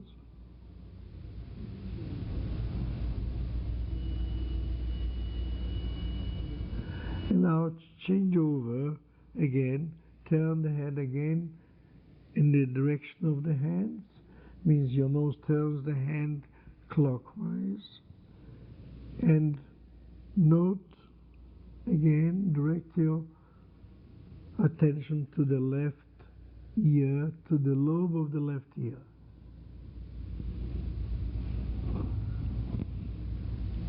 And does it move up and down, or around on an horizontal plane, or somewhere in between? What sort of movement, on which plane does the lobe describe a circle, or is it a circle? You will see that it's very difficult actually to decide what it is, but to become aware of what it's doing, that's not difficult at all. But the mathematical precise curve is much more complex than it's useful to discuss at this moment. Now, stop a minute and breathe freely, not deeply, not improving your breathing. Just breathe in as comfortably as you feel. And think of your head. Try to divide it in two halves. That means, can you see we have a nose is only one in the middle, and the bridge of the nose is in the middle of the face. And then if you go down the nose, there's a bridge at the bottom of the nose between the two nostrils. And then there's a middle of the upper lip, and of course the middle of the upper teeth, and the middle of the lower teeth, and the chin. Many people have a dimple there. And then of course the Adam's apple, and the middle of the sternum or the chest bone. Then go back with your imagination, follow the path of the middle of your face back from the shoulder, from the breastbone through the Adam's apple, the protruding bit on the throat, the middle of the chin, the middle of the lower lip, and so on. Go up, and then the middle of the forehead. Now, can you tell clearly where the middle is, where the hair begins to grow? Where does it pass? Very difficult to decide. Exactly, roughly, of course, we feel the middle quite well, but precisely. Now go higher, follow, all this with closed eyes. Follow the top of your head and see the dividing middle, the line, the median, the thing that would divide the head and the face in two parts equal, and then the top of the head, and at the back of the head, and then on the processes of the vertebrae in the neck, just to the big vertebra in between your shoulders, the last vertebra of the neck. And again, go back from there. And by the way, try to follow with your finger that middle line. Start from in between your shoulders at that big protruding vertebra, and slide your index, say, of the right hand behind like that, on the neck in the direction of the head, following the middle of the head. Divide the whole thing into two halves, and then you go up again and localize. Can you see it through? We feel with the head the finger, and the finger feels the head, and therefore we check the point with two senses, and it becomes much clearer than trying to feel it or sense it by direct contact through the mind.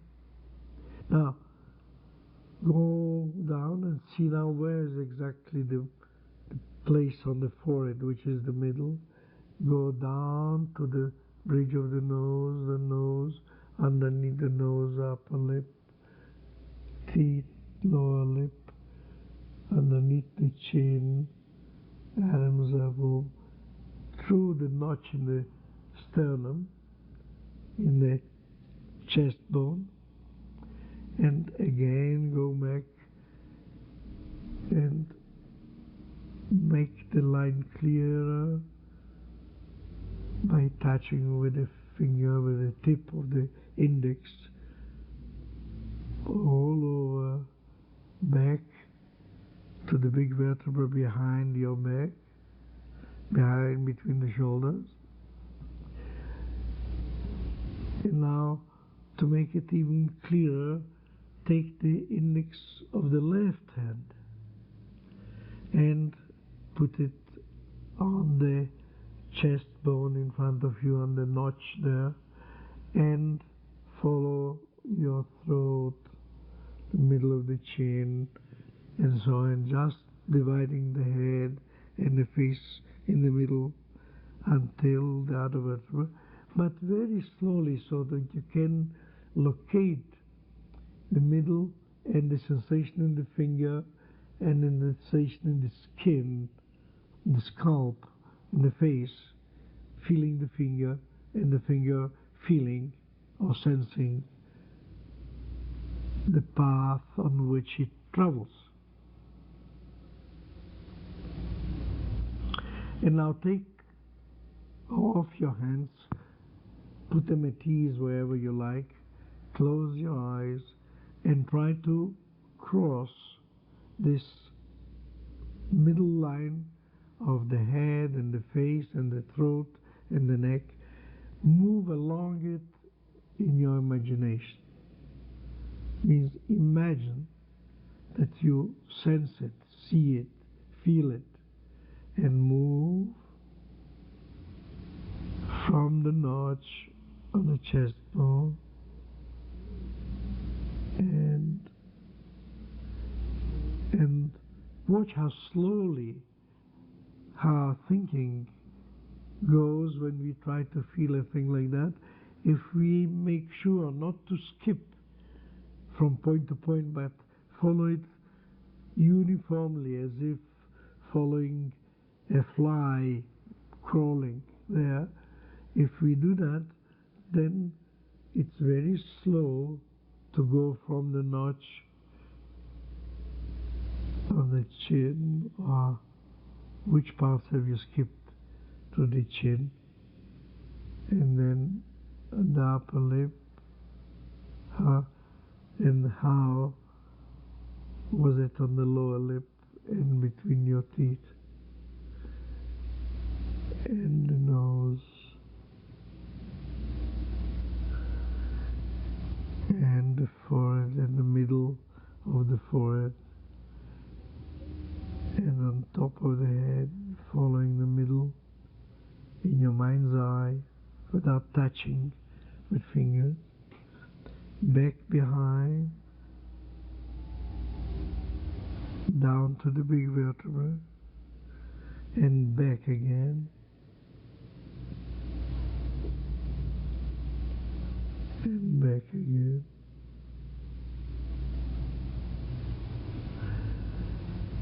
To the forehead, and follow, try not to skip anything. Follow it very regularly all through to the notch. And now try again with closed eyes, move the hands or the hand of the clock, of the imaginary clock in front of you, move it with your nose round and round clockwise, and while you do that movement clockwise, you try to follow on your head the middle line, say from the nose upwards in between the eyes and on top of the head. I cannot go point by point because there are no common names, but you don't skip anything. Go over, turn, keep on rotating the big hand and see at which point on the middle line, where does it produce a halt or a break in the movement of your nose, or maybe it doesn't. But rotate there the hand, turn the hand with your nose, and go over the middle of your head and face from the vertebra behind, over the top of the head, over the middle of the nose until the notch on the chest bone, and keep on turning the hand, and then at a certain point, when you're finished traveling along the head, reverse the movement from the notch back again through the face, very, very slowly, skipping nothing, and over the head, and still turning the hand until the big vertebra between the shoulders, between the shoulder blades. And now, while you keep on turning and sensing the middle, change the direction of turning the hands counterclockwise, and see again the middle everywhere. And now turn your attention on top of all that to the lobe of your left ear. Or are you mixed up already? If so, stop a second, open your eyes, recheck the smoothness and simplicity of breathing, not trying to improve it, not make it deeper, not anything, just let it happen as it does. And now close your eyes again.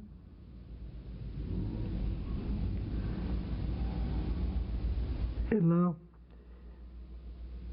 imagine that you have a brush in your hand, a brush which is about 2 fingers wide, and use that brush to paint the left half of your face, of your head. You remember you have found a clear dividing line, so put the brush on top of your head, in your imagination of course, with your left hand, and make a 2-finger wide band painted down your left temple, wherever it comes, down the ear, around the ear, underneath the ear, at the angle perhaps of the cheek, down the neck, and stop at the left clavicle on your shoulder, at the tip of the shoulder. And now try again, but this time move your left hand as if you were holding the brush, and do the movement from the top and move it to the all left side of your face, the path that it crosses. Move the brush very slowly until you can come paint up to the tip of your shoulder. And now try again without your hand. In your imagination, move a step back, 2 fingers back, and try another band of paint on the left side from the middle line on top of the head, just 1 step further back from the one you did just now. Paint slowly down and become aware which parts would it cover with paint, which part of the ear, which part of the hair, which part of the skin, and on the throat, and on the shoulder, now move your hand back, move over the same band once more from the tip of the shoulder to the middle of the head, slowly, resting at each point and becoming aware where the brush is and the part which it touches and the sequence of the parts. And now when you reach the middle line, move another step back and go again down and again.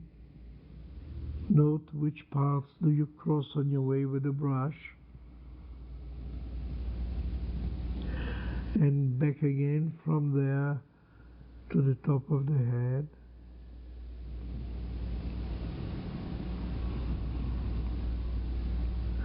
And another step back.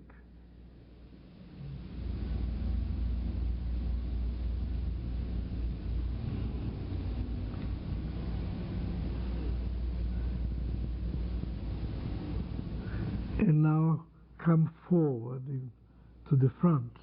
We did start in the middle over the ear somewhere. Now try to paint the face also with vertical movements of the brush up and down.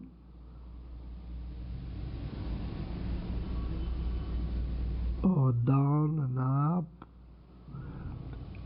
Noting at each point the parts, becoming aware of the parts where the brush glides and covers it with paint.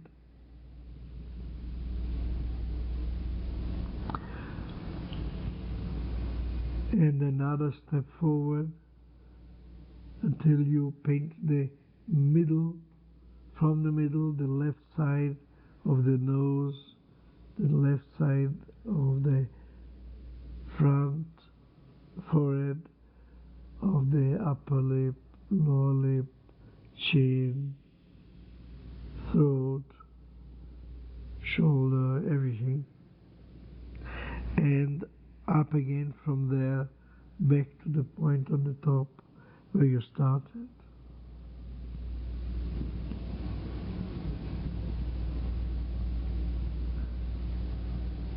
And see the entire half, the left half of the head and face covered with paint.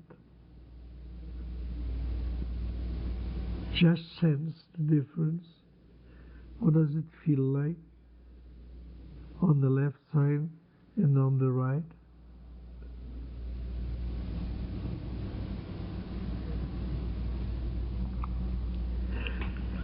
Now, stop a minute. And now perhaps change the position. Stand, kneel, say, on your left knee, while the right foot is standing. It means you stand on the floor on your left knee and on your right foot. And now turn your shoulders with the arms extended sideways, shoulder height. Turn them to the right. It means the left hand coming forward and the right going behind. And observe the quality, the sensation of the movement, and how far you turn this side, and then turn the other way. It means go with your left hand to the left and the right one coming to the front from to the right. Can you see? And the shoulders, of course, turning. And it's not as easy to one side as to the other. Note which is the easy side and turn the easy side with the left hand forward in front of you to the front of your face, the right one behind. You're standing still on your left knee and on your right foot. And now, very slowly, begin to turn the hands of the clock or the hand of the clock with your nose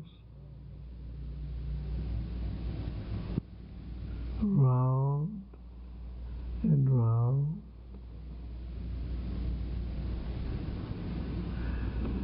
Now, of course, when you rotate the nose like that, the chin does also the same thing, and the forehead does the same thing, and the mouth does the same thing. So,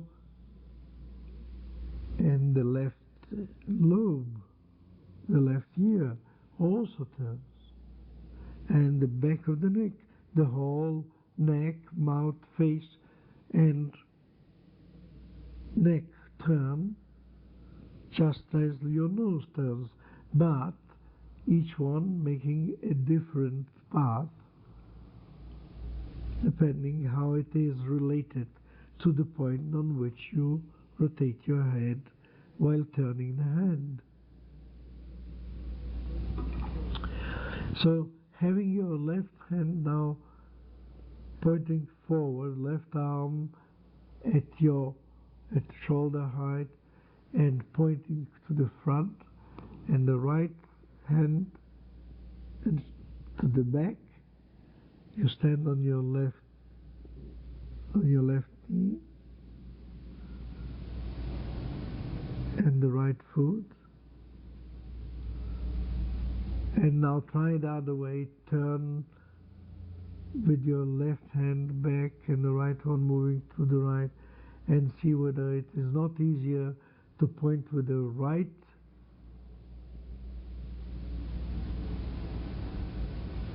hand forward and the left backwards. And make up your mind which is easiest for you, turning with the face to the left or to the right, and having the right arm forward to the front or the left, and do what is easiest for you and stay like that. And now turn the clock, again the hand of the clock with your right, with the nose clockwise.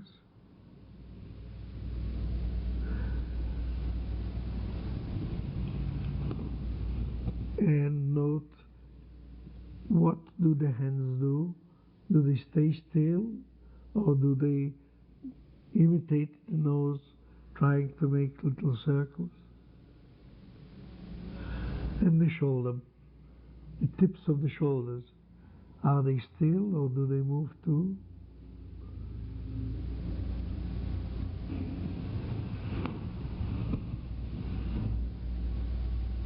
And your mouth. And now again, watch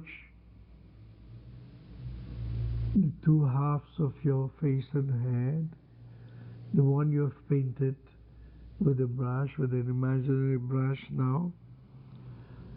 Now, think of painting the same half, but by horizontal stripes. They are 2 fingers wide, but horizontal stripes. Say you start in the middle of the nose, and then of course you go on the side of the nose, and then on the cheek, and then to the ear, at which height, and behind the ear, and then the back of the head until the middle of the line, or the dividing line of the top of the head, and start from there, from behind, from the middle, back, and see through which part of the ear do you pass, and keep on going until you come back to the nose. And now move a stripe upwards, and of course you will cover now the eye and part of the nose. See where the brush touches the face, at which points, and see whether you can see them clearly in your imagination. And then behind, and back from the back of the head to the front through your left, to the middle of the face,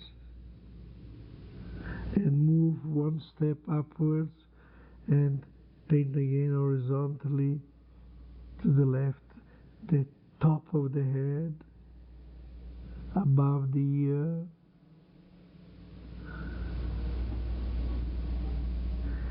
and the last time finish off clearly the last vertical stripe, the last horizontal stripe to the back of the head.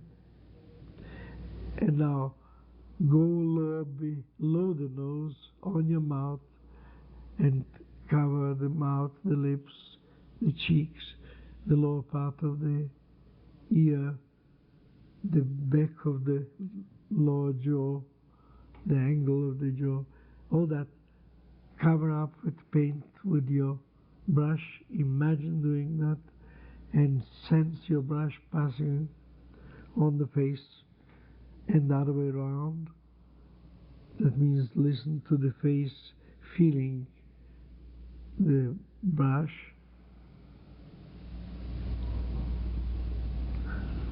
And finish off another stripe, so that your face is now the left part of the head and the face have been faced both from the vertical point of view and the horizontal, painted up and down and right, left. And now see whether you can detect that the left side of your face feels differently from the right, that the left side of your head, of your skull, is again noticeably different.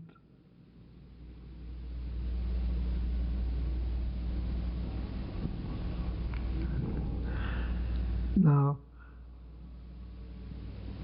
change over your legs, means stand on your left knee now and put the right foot on the floor.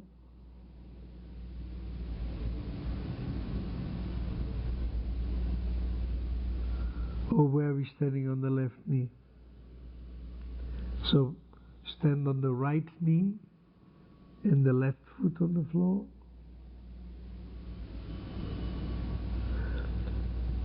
And lift your arms, but this time turn your hands, the palms upwards, the palms to the ceiling.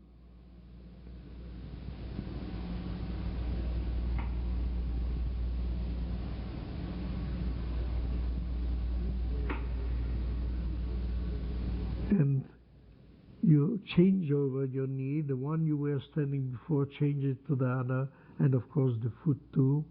And now with your hands stretched out like that, forward and backwards, turn the shoulders with the hands round to the left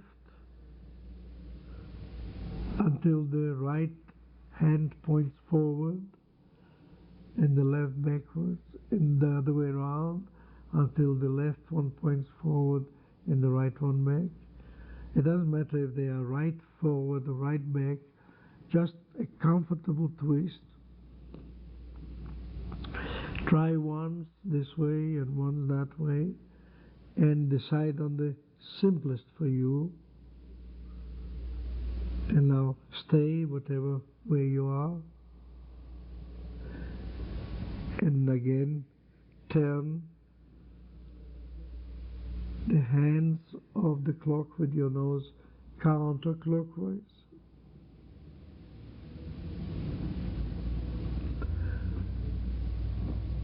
Note only at which points do you feel your balance becoming precarious, at which position of the nose on the dial, or maybe you never lose balance, but you may.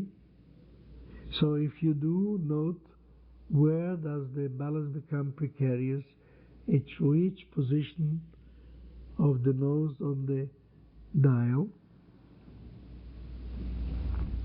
at which hour.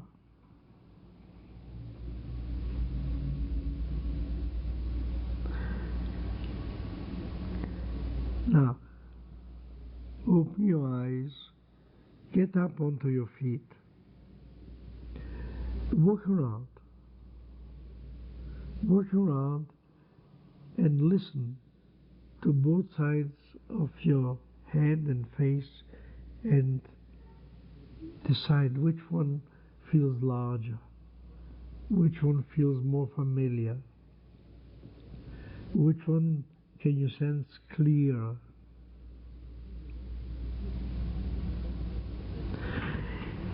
You will see the lesson in the book has different variations,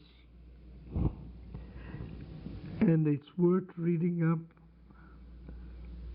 lesson 9, page 139, and then try again,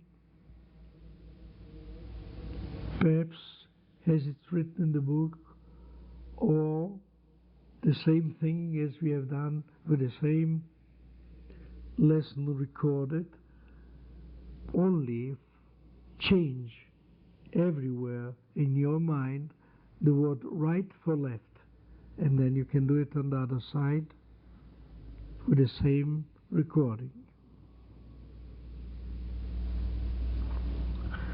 Thank you.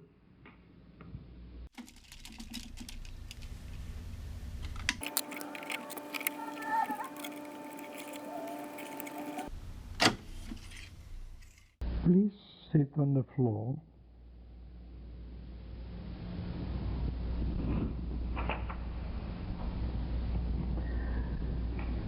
Lean on your right hand behind you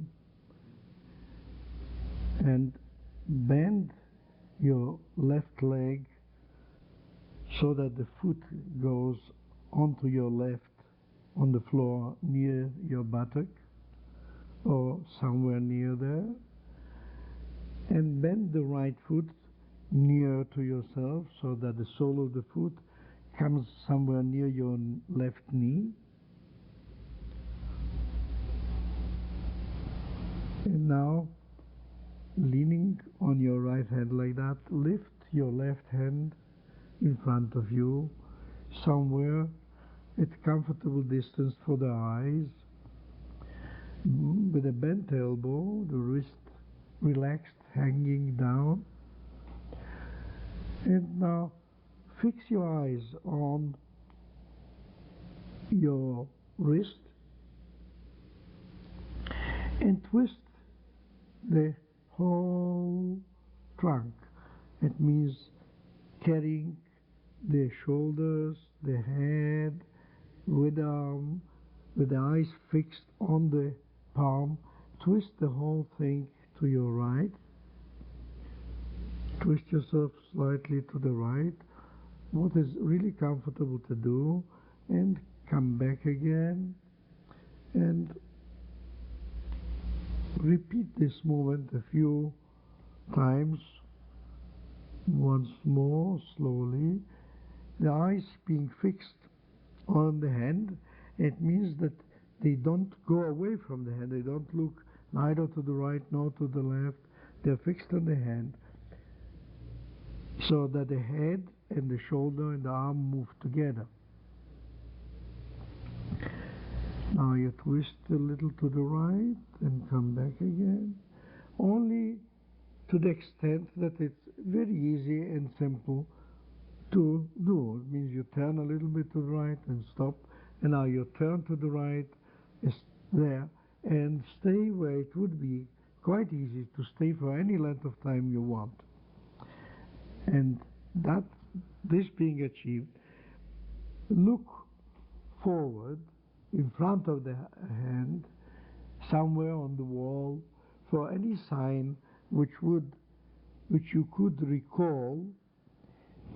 And remember that when you at the beginning of the session, moved comfortably to the right, practically with no restriction and with no particular aim, then the first comfortable angle at which you turned was the direction which you now try to fix on the wall, so that you can use it for reference afterwards, whether you have improved or not. And now come to the initial position and try again. This time move your hand and the head to the right without restriction and without having to fix the eyes on the palm. Go to your right, and from that position move your eyes back to the left. You have twisted the body and the head and everything to the right, but you can move your head with your eyes back to the left. So you look left. Now try again. You turn right. Stop there where you have turned to what is now the comfortable position or the comfortable angle of turning. And from this position, you turn your head and eyes to the left and back again to the hand, and to the left and back again to the hand. And again, very slowly, look left and back to the hand. Look left and back to the hand. Just another one or two movements.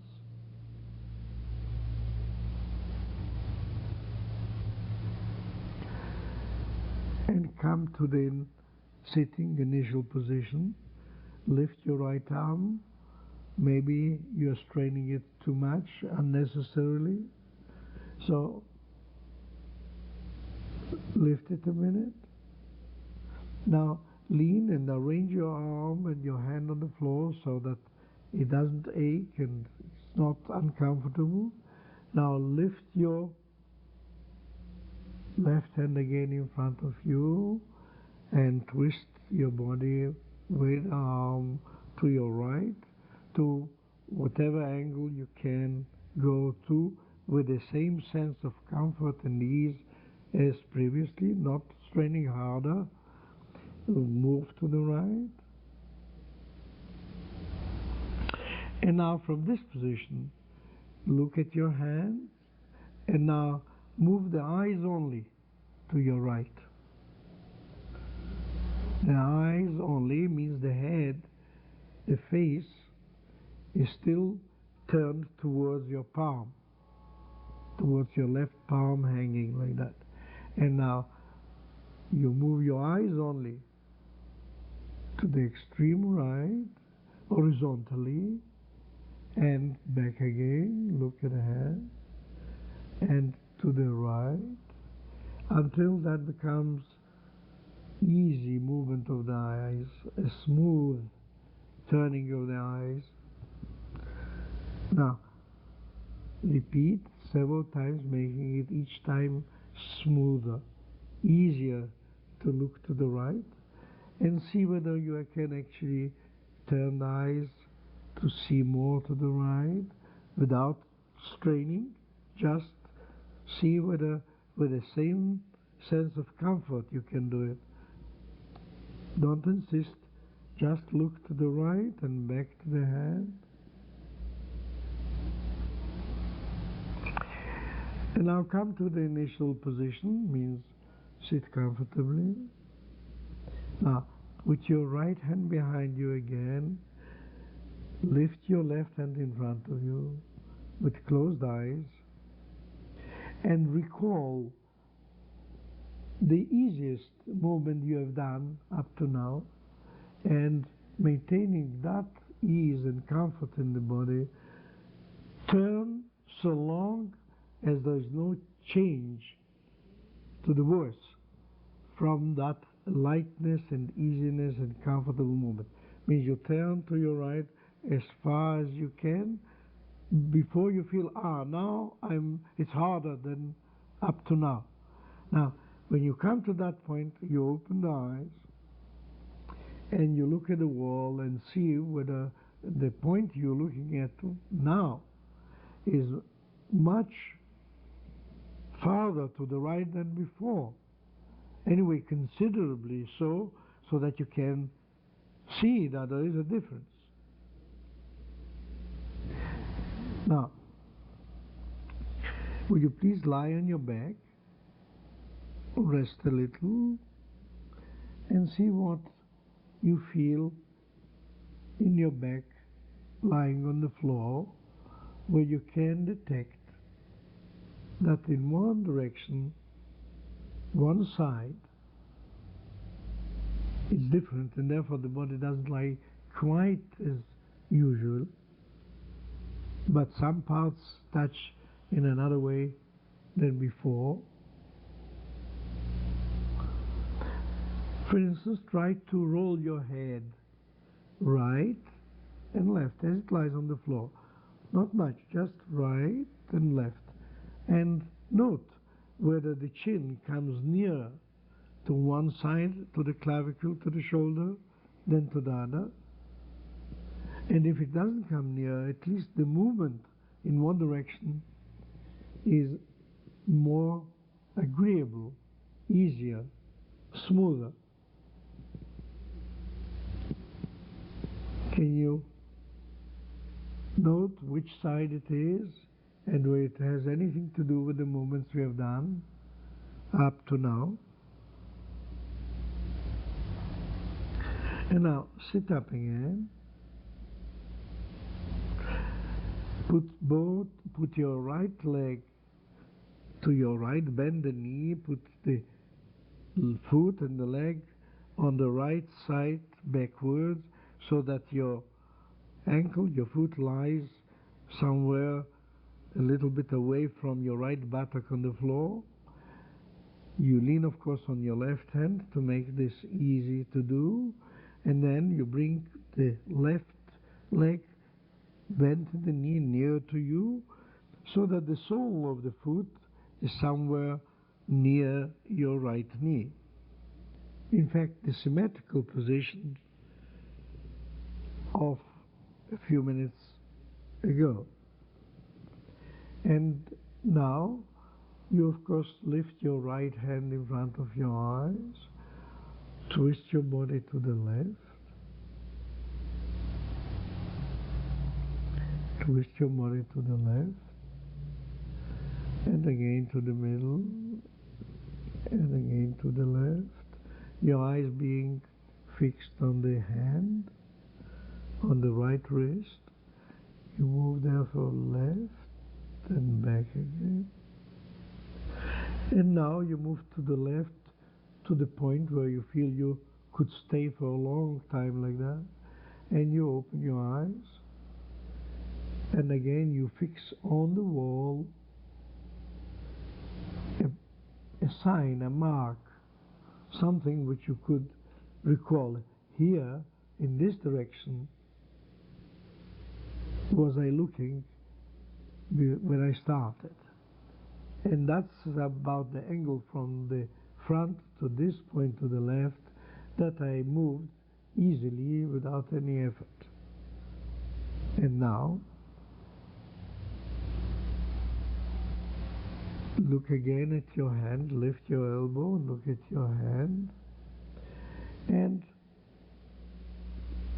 move your eyes and the head to the left, to the right again, to the right, from the hand to the right. Now just try this. First, close your right eye and look to the left and see what you can see and how much you turn, leaning on your left hand, twisting the shoulder, the hand. Yeah, the arm, the left hand hangs and stays there where it was. Just the head, just the eyes. You move the eyes and the head to your right. With the right eye closed.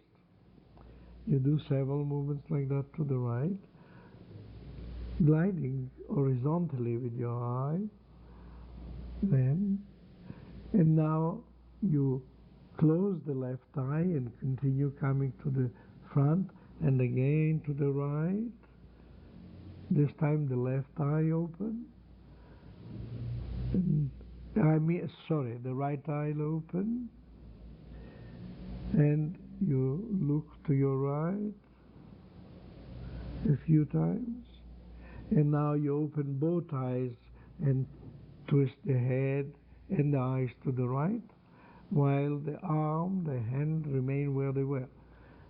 One more moment with both eyes looking to the right, and then back again.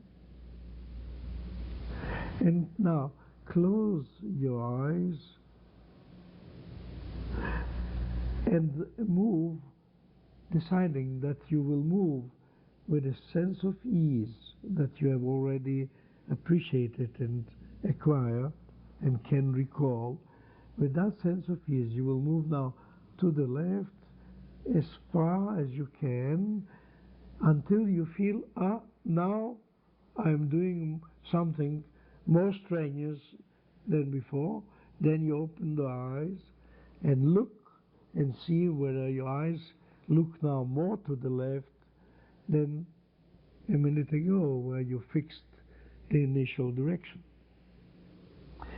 Now observe here, you have done literally only 4 or 5 movements of the eyes. That's all. And already there is a difference in the ability of the spine, the chest and the body to twist a little more than before with the same sense of ease and no greater effort. And now come again to the front, lean on your left hand, you have your right hand in front of you, twist the body to the left as far as it will go with ease. And now move your head to the left. Try to move the head to the left without moving the eyes to the left. Means the eye is still looking at your hand. At the beginning it may be awkward, but it isn't. It's a normal thing to do, to look at a thing while you turn your head sideways. And you keep your eyes on your hand while the head turns more to the left.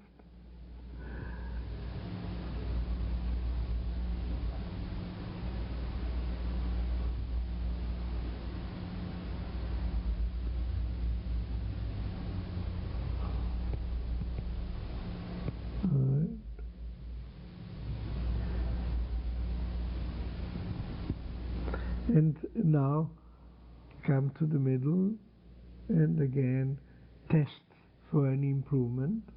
Means you move with closed eyes with the center of ease to the left.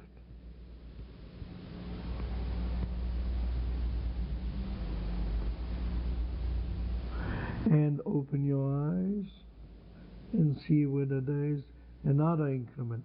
Perhaps not very big because we did only a few movements, but still present, quite detectable.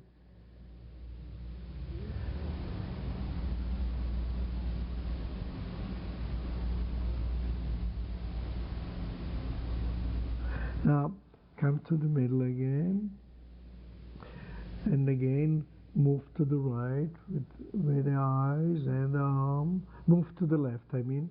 Sorry. Move, twist your body to the left, eyes and everything to the left, as far as it will go. And now move your eyes, head and everything to the left. Means everything to the left, but without effort. Just move your head and eyes as far as they will go to the left.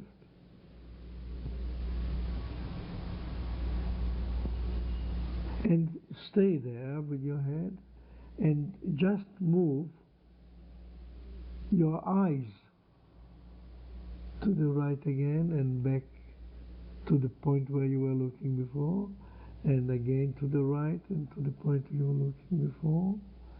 The eyes only, the rest of the body is staying where as it is.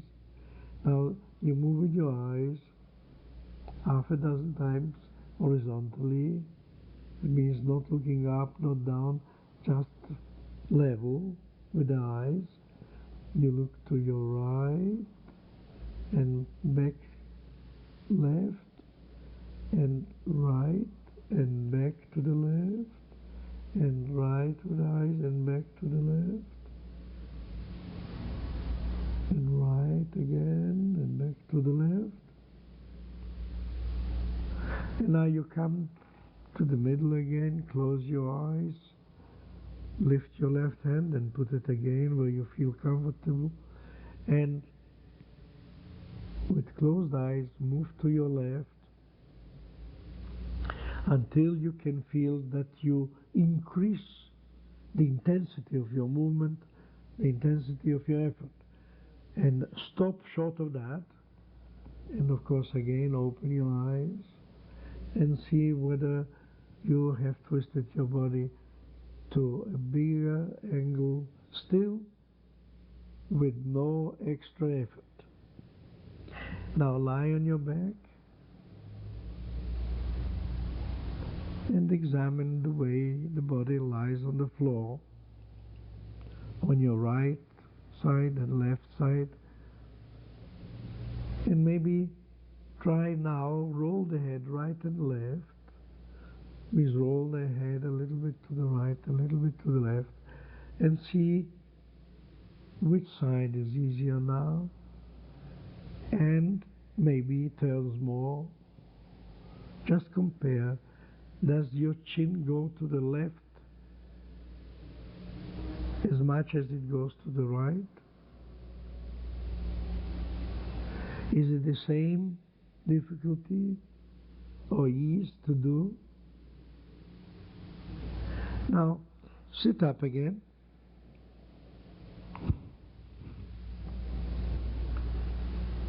Sit up. Put your left leg sideways backwards near to your left thigh on the floor. Means you bend your knee to the rear of you, near your thigh or away from it, where it's comfortable to bend the leg like that, leaning on your right hand, which makes it easy to do. And now you bend the right leg in the knee and bring the sole of that right foot to touch your left knee, nearly or practically touching. And when this is achieved, you lift your left hand in front of you and turn to the right this time, of course. Turn right, but while you turn like that, hand, eyes and head to the right, just watch which is the prime mover. Where does the movement start? Which part of the body begins the movement? And pay attention to your left hip joint, to your left buttock, and you will see as soon as you think of moving, twisting the body to the right, it is this buttock, that hip joint, that begins to go away from the floor And of course there's some pressure with the left knee on the floor, and then this twists of course the whole pelvis, and the pelvis twists the spine, and when the movement through the twist reaches the shoulders, you find your head and arm and the whole body twisting to the right. So pay attention to the left hip joint. Now when you come back to the middle, to the initial position, to your front, the buttock goes closer to the floor as if tending to sit on the floor as well as the right buttock. Because you see the right buttock sits now clearly on the floor, but the left one is in the air, and so long as the muscles of the leg and the muscles of the hip joint and the back will not organize themselves to make it possible, that buttock won't sit on the floor. So again, turn to your right, but noting that you begin the movement from the knee, actually leaning on the knee, but moving your left hip joint to twist the pelvis, to twist the spine, to twist the head, shoulders and everything, to see more to the right. And now when you come to the front, of course you will find that your head leans a little bit forward, the middle or the small of the back, the lumbar vertebra, you round a little bit the back there. And now again, when you think only of twisting to the right, the hip moves and the spine erects itself taller, straighter, and this helps the movement to the right. So another few movements like that.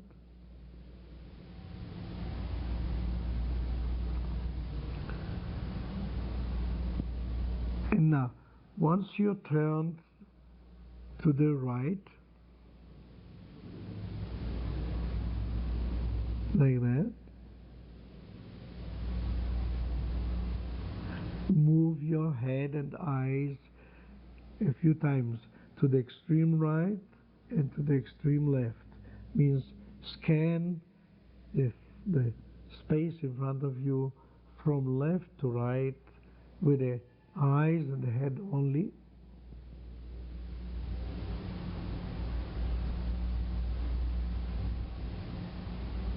Eyes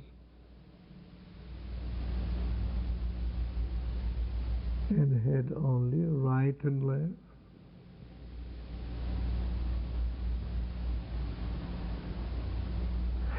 And now come to the middle, to the initial position.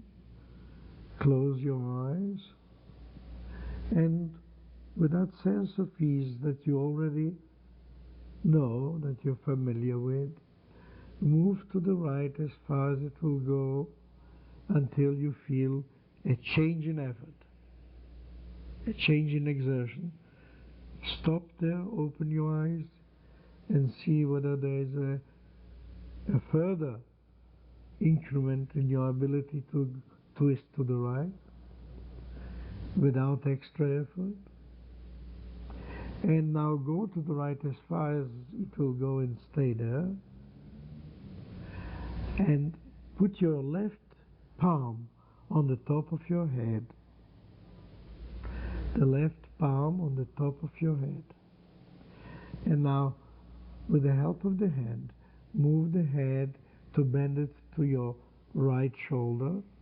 Which means bending the head to the right so that the right ear goes in the direction of the right shoulder, and then bend it gently back to the left ear towards the left shoulder, the hand guiding the head to do very simple light movement, bending it once to the right, once to the left. And keep on doing that while you pay attention to the following.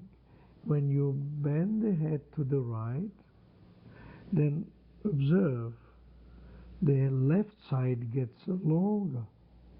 The whole left side extends.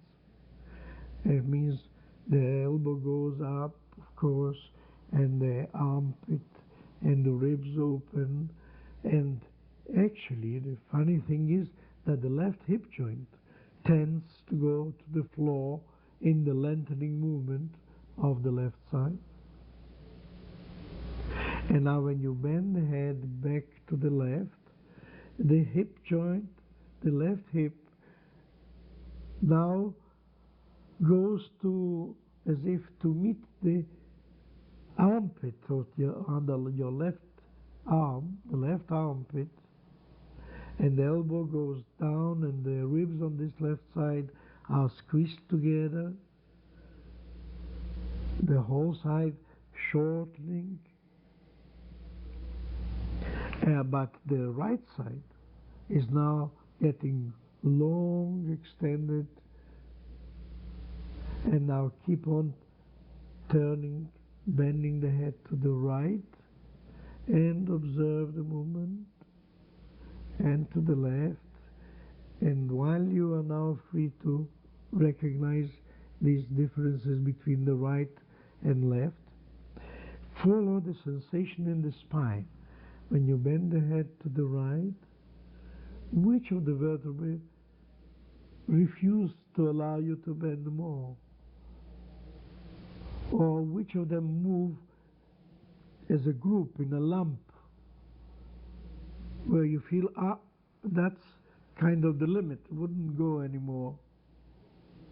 Which part is it? Which vertebrae give you that sensation? Examine from the bottom to the neck, and then bend your head to the left, and of course examine again the whole spine. Which parts of the spine up to the neck move freely, smoothly, and which move in groups, in lumps, and do not allow that gradual bending, that easy form of bending the head. And again to the right, and see the left side lengthening and the spine curving, and again to the left.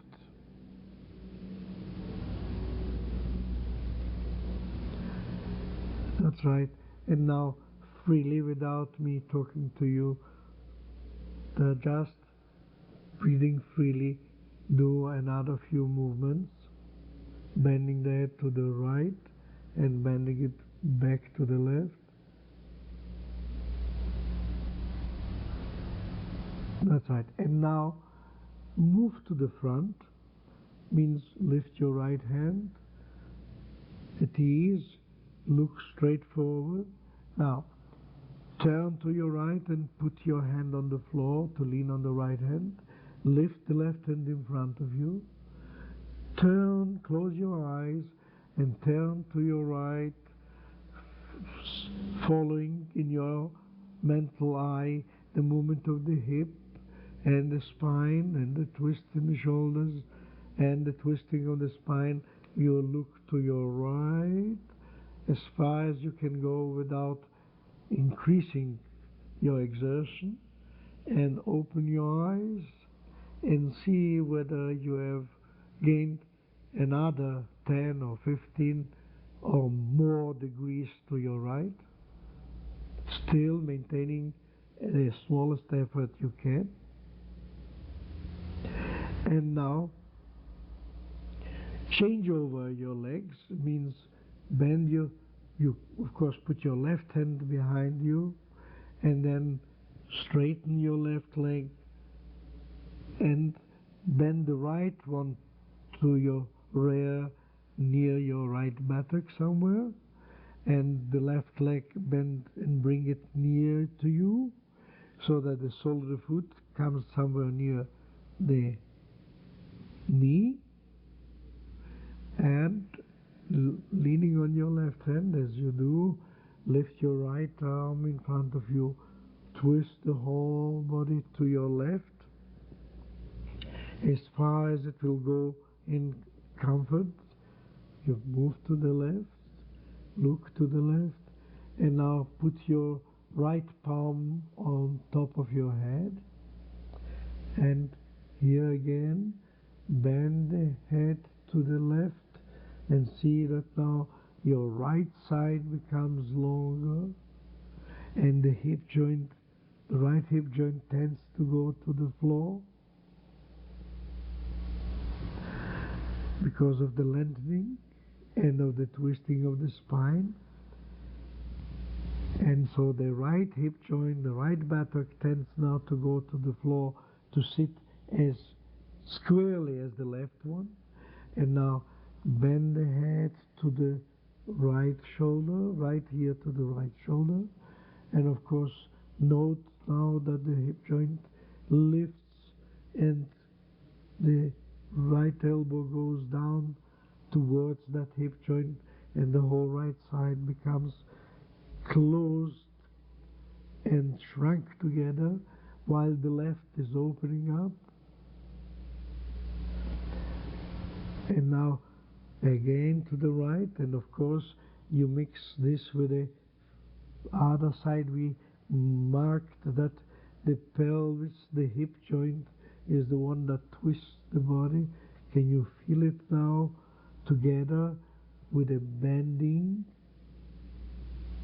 And again to the right, and again to the left, making each movement simpler and paying attention to the spine from the coccyx. It means from low down till the top of the head, and looking for parts of the spine that don't move as frankly, as easily, as clearly as others do. There are some parts of the spine that are always more mobile than others, and therefore we want to improve the mobility to make it uniform, which is a great benefit to the entire body.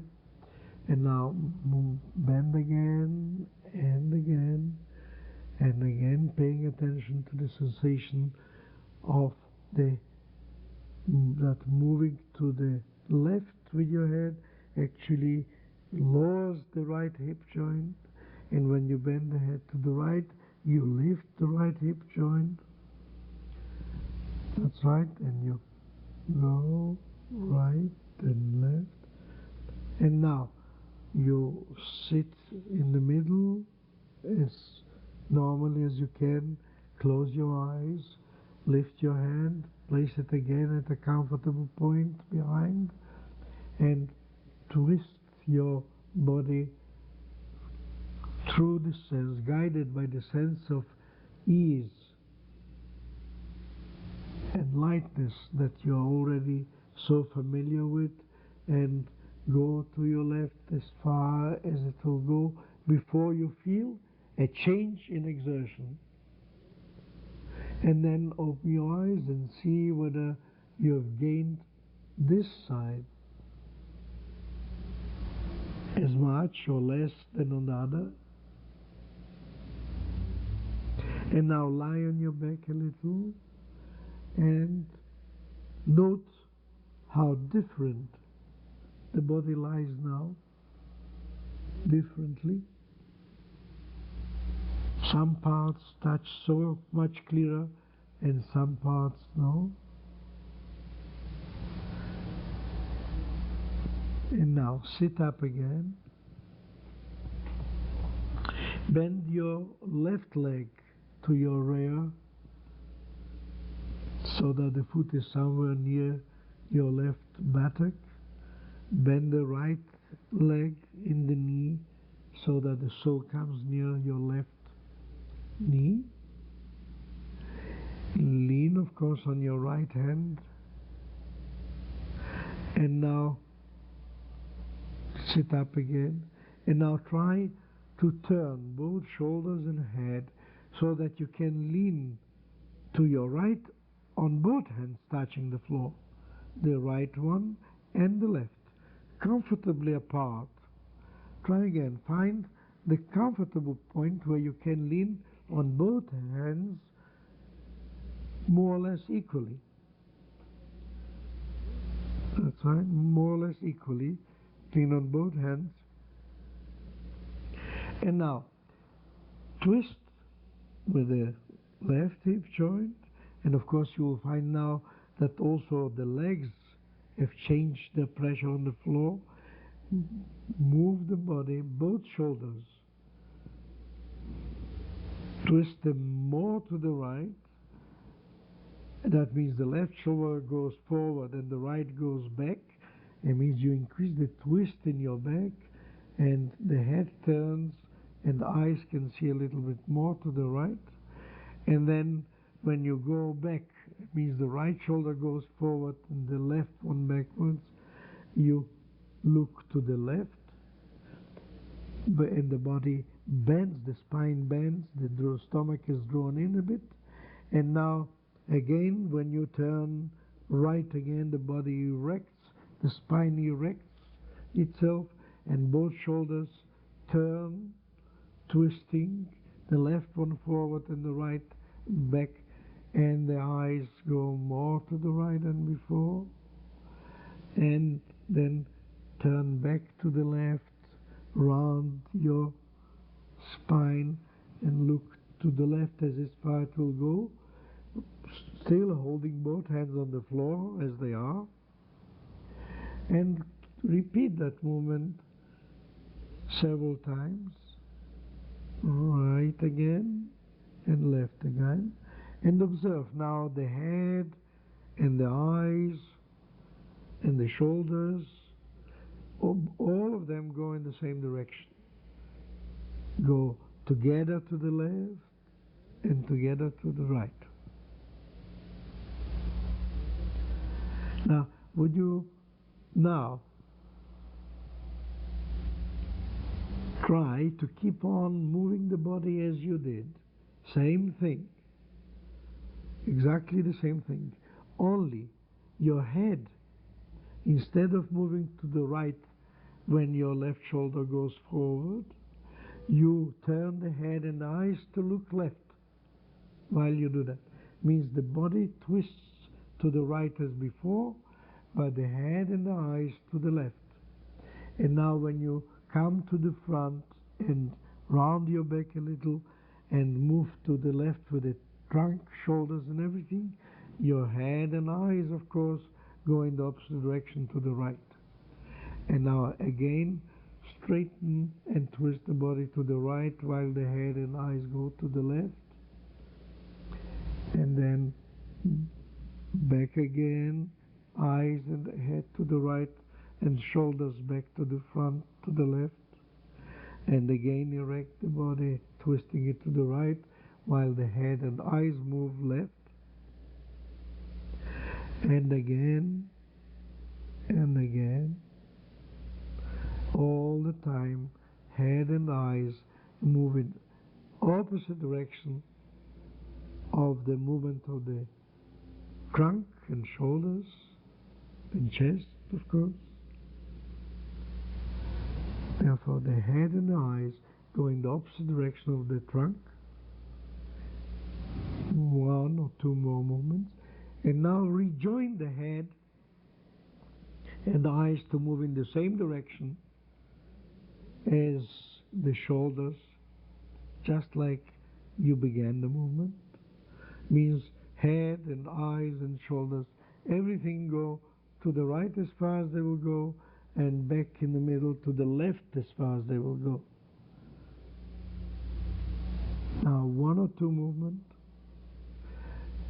and now come to the front, means soften your spine, lift your left hand in front of your eyes, close your eyes, and move to the right as far as you will go, guided by the sense of ease, and then open your eyes and see whether that is much different from the point where you started. With most people, you can probably look right back now, or even more than that. Now,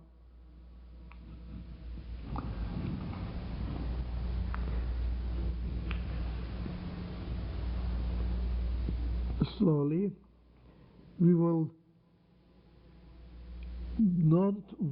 make the left side of the movement, just to see how one movement makes a difference. Now, you can see now where you can see with your turning to the right. Change your legs to the other side.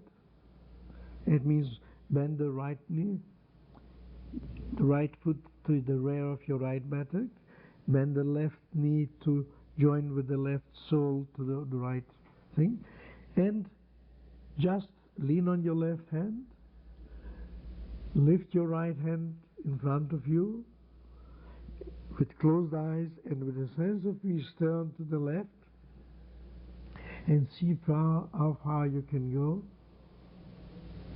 And now compare with what one extra movement of differentiation has done to the twist to the right compared with the twist now. And of course you are free now to go and do it yourself. But otherwise, get up, walk around, and observe what is the feeling in the body, how you carry your shoulders, what it feels like moving the head, what it feels like walking around, how do you breathe, or are you breathing now? Are you erect? Are you straight? In sensation, of course, and thank you very much.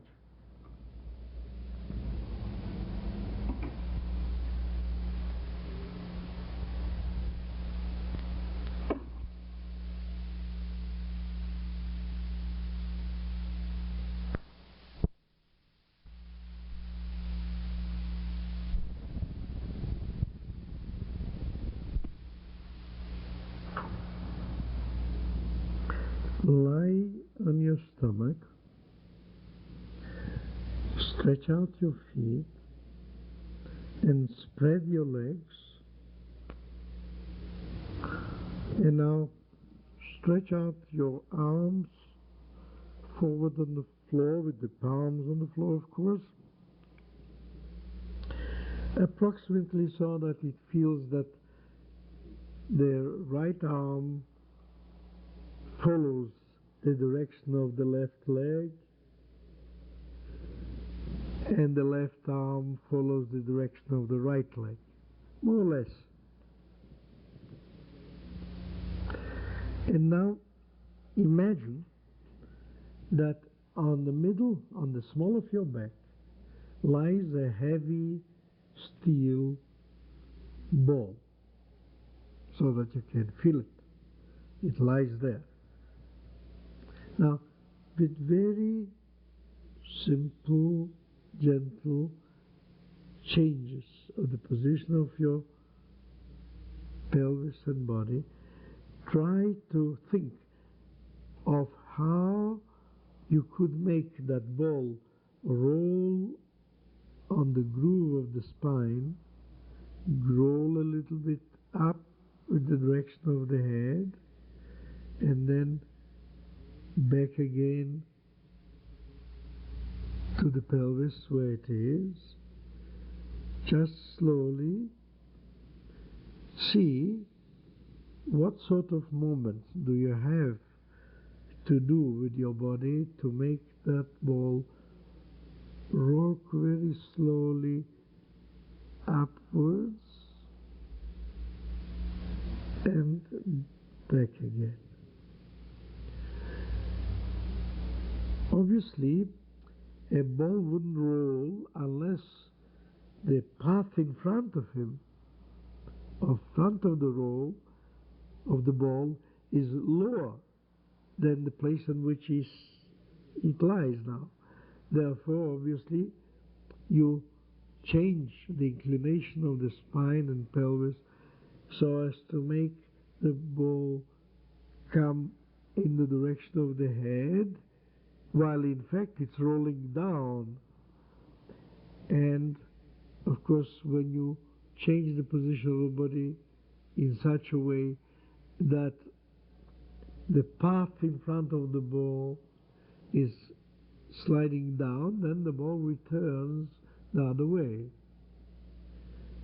Now, very gently, slowly, try to make that movement very uniform so that you check that the ball doesn't go any farther than you want, neither in the direction of the head nor in the direction of the legs, but a very small little movement. And rest a little. Just note what it feels like by doing such a queer imaginative work.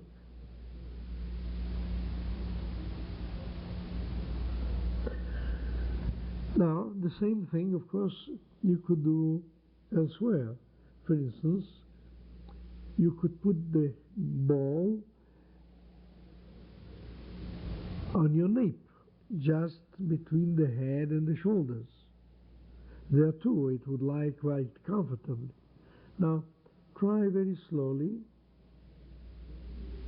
Here, you have to be very careful with your movement, because if you roll the ball downwards in the direction of your legs, as soon as it will roll over a certain point, it will go there whether you want it or not. Now, you are supposed to rock it to and fro. Just let it go a little bit lower and then bring it back and a little bit forward until it butts against the head, and you bring it a little bit back, and thereby rolling the ball a little bit forward, a little bit backward, forward and backward, but at your own time, because this is especially delicate. It's enough to do a little bit too fast, and of course the ball will roll without recovery. And then if you don't do it the change sufficient precise, the ball won't roll at all, and you're aware of that because your experience in life has shown you that. Now, very slowly rock the ball like that on your nape from the big vertebra on the shoulder, in between the shoulders, to the head itself, to the skull, and back again. And see that you have to raise your shoulders a little bit to roll the ball forward to the head, and then, of course, lower the shoulders and lift the head sufficiently to make the ball return. And you can check the rate of rolling by the delicacy of your movement. And of course, this is your imagination, therefore it depends entirely on your discipline of thinking, of organizing yourself, hence the importance of the exercise. Slowly. Now lie still. And now join the legs together. Join your legs together. Imagine the ball lying just on your buttocks, below your buttocks, in that groove of the hole which is formed by the legs and the buttocks, where it would lie quite comfortably. And now, very slowly, let the ball roll down in the direction of the knees, but so that you can check it and reverse it any moment you like, so it doesn't shoot down towards the knees, but rolls at the speed you want it to roll. So try to imagine a movement of the body such that will allow you to make the ball roll down in the direction of the knees. And now when it reaches the knees, bring it back there in the groove between the buttocks and the legs and the thighs. And do that again and again.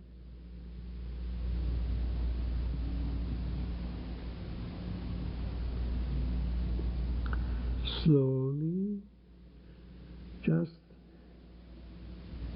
sensing where the ball is, where it rolls to, where it comes from, and how you're going to change its direction to return. And again, and again, and again, and again, following all the time. Obviously, you must know where the ball is, where it rolls to, at what speed it rolls to. It's all your movement that determines that. And of course, this kind of weighing the effort, the movement, is the important organizing exercise. So you try again, and again, and lie still. Lie still. Spread your legs and rest a little.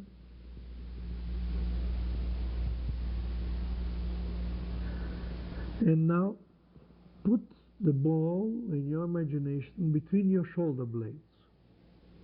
You will have to lift the head so that the ball doesn't fall forward, and you lift your head and neck, and the ball rests just between the shoulder blades there on that point. You lift your arms, stretch out your arms sideways to the right and to the left. And now slowly roll the ball to the right over the shoulder blade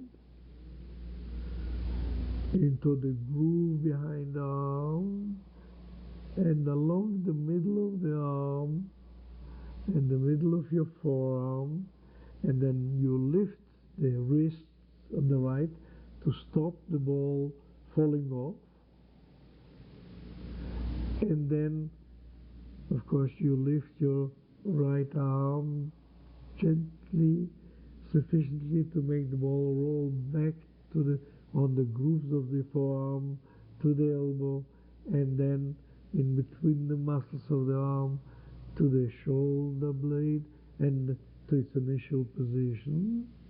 And of course, you roll, you keep on rolling it to the left the same way until it comes to the shoulder and the elbow and down the forearm, and the wrist being bent back stops it from falling off.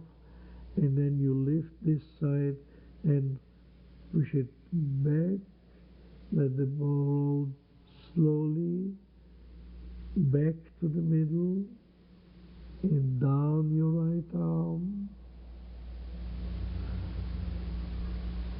and slowly back from the right arm over the shoulders, the arm, the elbow, forearm, back to the butting against the left hand being bent back, and slow still move it again to your right. By the way, you probably remember seeing a similar sort of exercise in a circus. In a circus, you find athletes actually standing on their legs, bending their body forward, and somebody throwing a very heavy ball, a steel or iron ball, and they catch it near between the shoulders and the hand there, and then actually perform this movement, rolling the ball down and then. And you have certainly seen Chinese jugglers doing marvelous things like that, making the ball roll at the speed they want, and then stop where they want, and return, and keep on going. So you see, it's not so far-fetched. It is actually used to perfect coordination and strength and agility. So again, resume that rolling the ball on the back like that from arm to arm.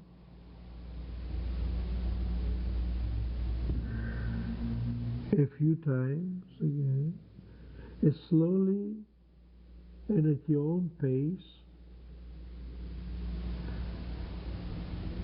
Just free your breath. Make your effort as small as necessary. Don't strain more than the ball would justify. It means once you know the kind of weight you have imagined, don't strain that you would be able to roll a ball 5 times as big or 5 times as heavy. Just grade your effort in your imagination and lie on your stomach. Forget the ball for a minute, rest, and just listen to your back and see which parts of your back are now looming clearer in your imagination, in your awareness than before you did.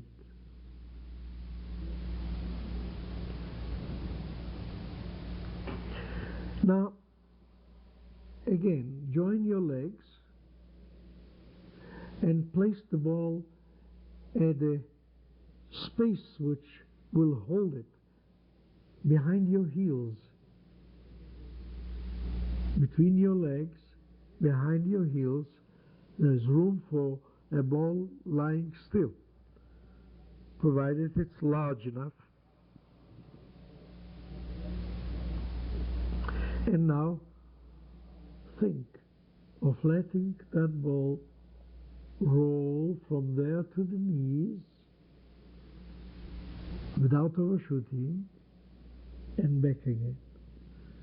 So you organize and move your legs and listen to your back and to all your movements in such a way that you can lift the legs and stretch the feet a little to make the ball begin to move until it comes to the calves very slowly, and then of course you can let it move higher to the knees, and then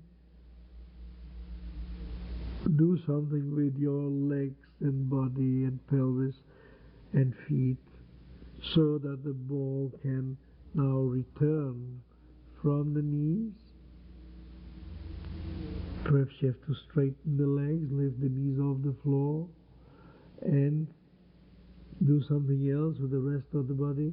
Just try to feel, sense the ball there rolling back from the knees, down the groove between the legs, calf muscles, and down to the heel.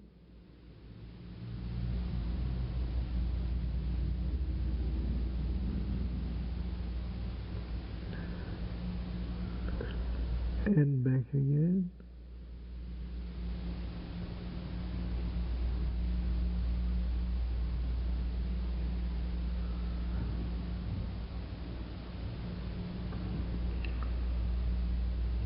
Stop a minute.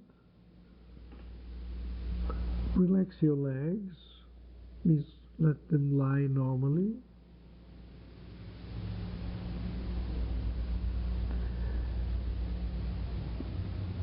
And now see whether you can imagine yourself performing the following.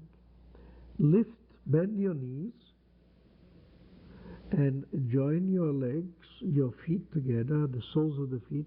Then of course between the 2 feet there is a groove, and a ball would lie comfortably on the feet like that when they are turned with the soles upwards and leaning against one another. So a ball would lie there very comfortably. Now try slowly, see what would you have to do with your legs and feet to make that ball go over your heels and come back to the knees, and see whether you could imagine it rolling back to the heels and with some sort of leap come again onto your soles. Try to imagine, and when I say try, it means without effort. Just smile. It is a nice thing if you can think it, and it is not so easy, therefore you have plenty of time, and do it as a kind of game, as a kind of play, and don't take it too seriously to strain or hold the breath or perspire or do things like that, which some people do, imagining that. Now, play about, see whether you could produce a kind of funny movement like that with the legs and the feet to make the ball come from the soles of the feet over the heels to the knees, and then back again from the knees, and how you would have to make the ball run quite fast, and at the last moment bend the knees and extend your feet so as to rest the ball on your feet without falling. Now try once more.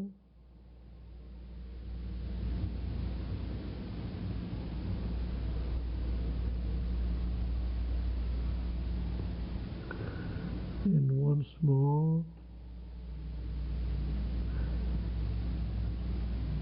Slowly or fast, or whatever you feel you would have to do, or maybe you can't imagine it at all.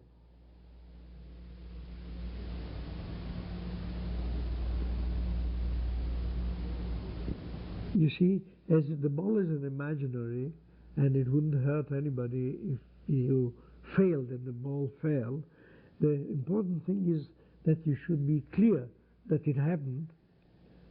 It means that just the right measure, gradation of the effort and the movement, the speed of your legs, the coordination of your feet and hips, and your sensation of that, that's the most important thing.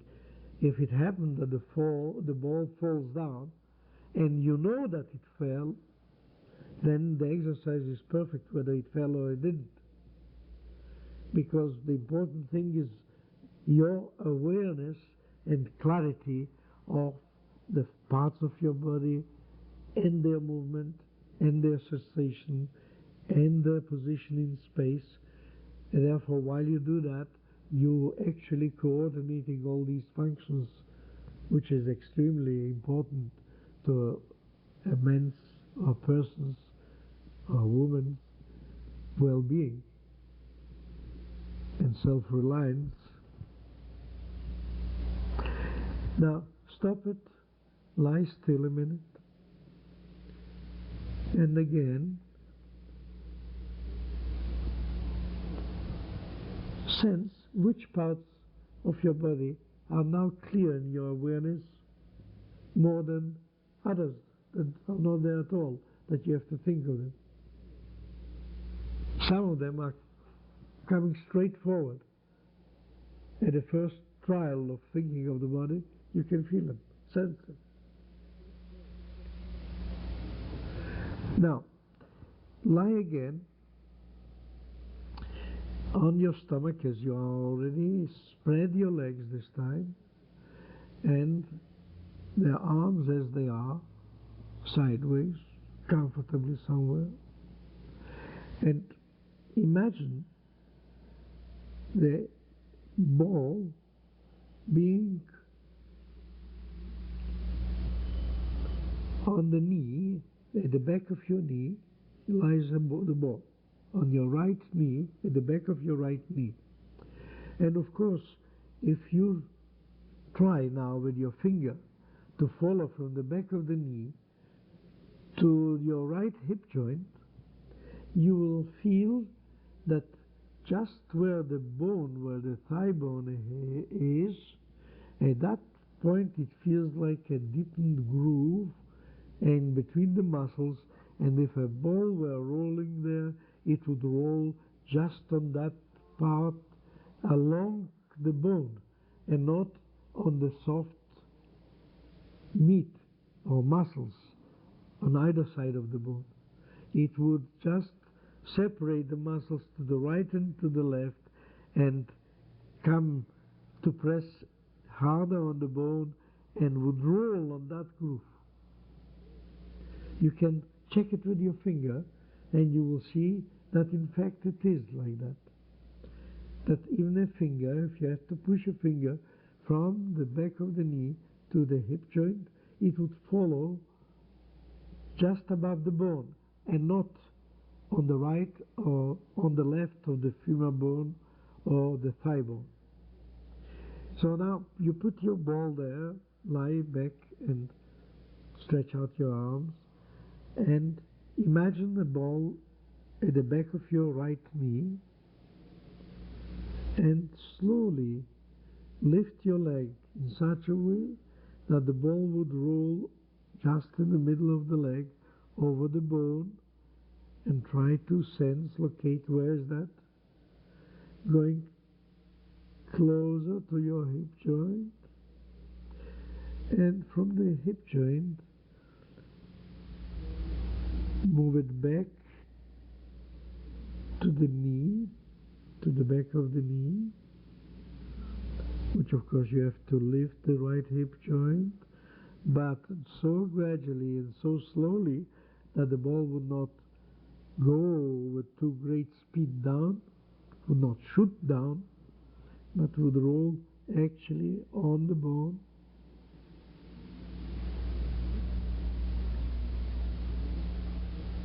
And move it back again to the hip joint.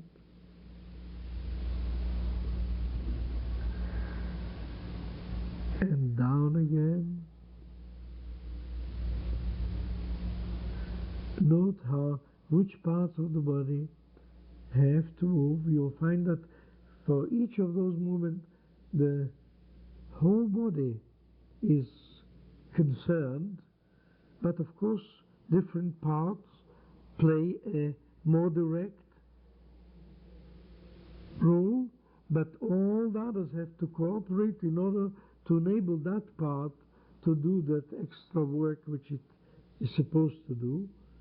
In fact, to do this movement, note, you will feel it even on your chest, on the stomach, on the other leg, in the hips, in the arms, and of course in the nape, in the head, in order to make the movement of the hip and the leg just as smooth and light and graded so that you can do what you think you're doing.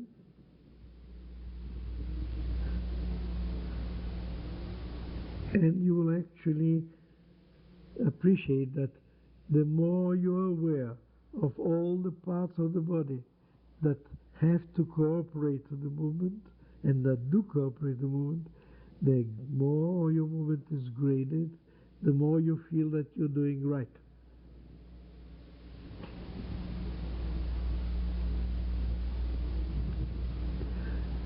And now stop it, and of course you can do the same thing on your left thigh, at the back of your left knee. Place your imaginary ball there, and now very slowly let it find where the bone is so that it can roll on a hard part between two soft masses on either side, the muscles, and just move along the harder groove of the bone to the hip joint, and now alter the position of the pelvis and chest and spine in such a way that the ball will begin to roll back to the knee,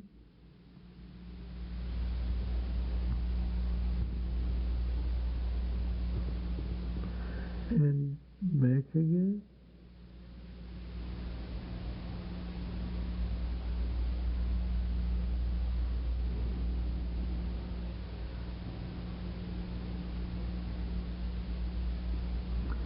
And down again, and up again.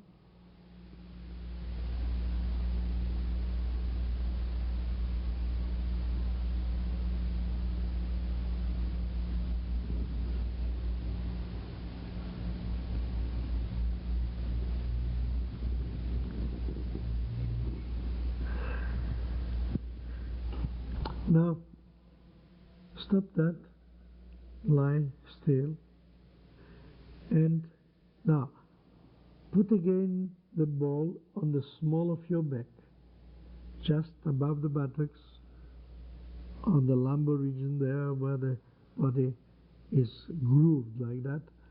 Imagine your ball lying there, and now try to make it roll from there up the spine, up to the neck, very slowly, and from the neck back again down to the buttocks.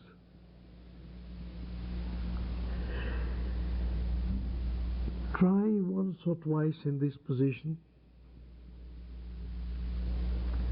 and do the movement, changing your body in such a way as to have the ball rolling at the speed you want, and know each time at which point it is and whether it moves as you wish it, too fast or too slow, and check it to have the speed to roll at the way you would like it to roll.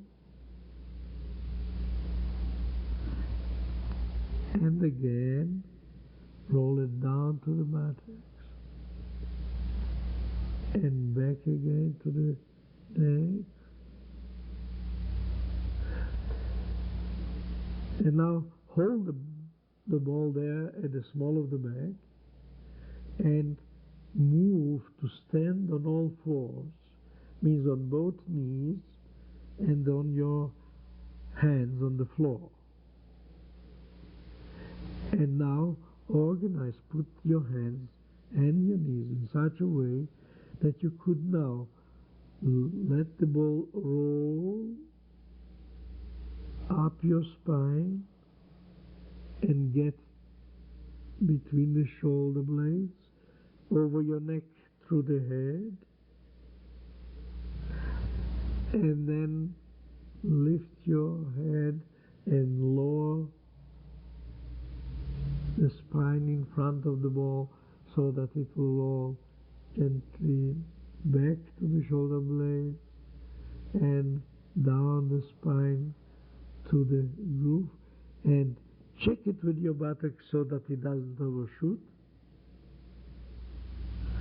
and repeat this movement in your imaginary movement, which you actually do, but the ball, of course, is imagined. Roll it, roll your movement, roll your ball slowly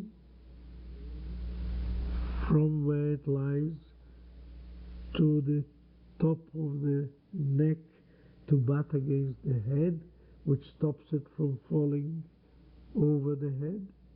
And then you organize your body, twist it, spin it, lift it, gradually in such a way that the ball would return from behind your head, down the neck, in between the shoulder blades, down the spine, down to the groove, up to the buttocks,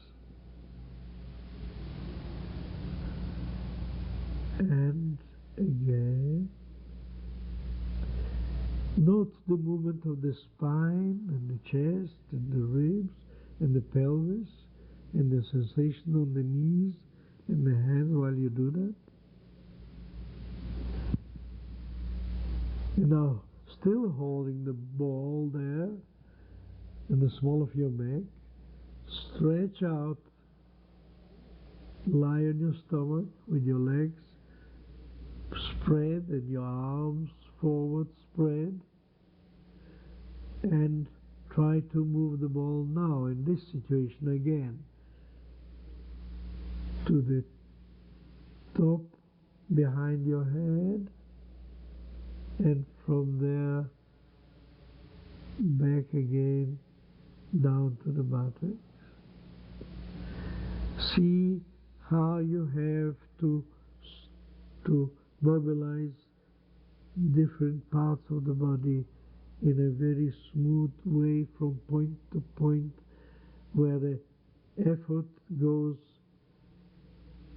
further while the one behind stops, and therefore it's a kind of a wavy movement of effort throughout the spine and the muscles around it, of course.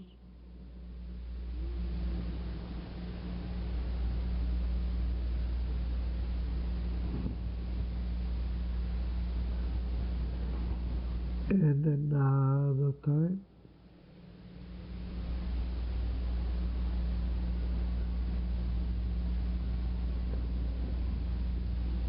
And forget the ball a minute, rest like that on your stomach. Just think of the ball lying now behind your left knee in the groove formed by the slightly bent knee, and hence move it on the bones of the leg, in between the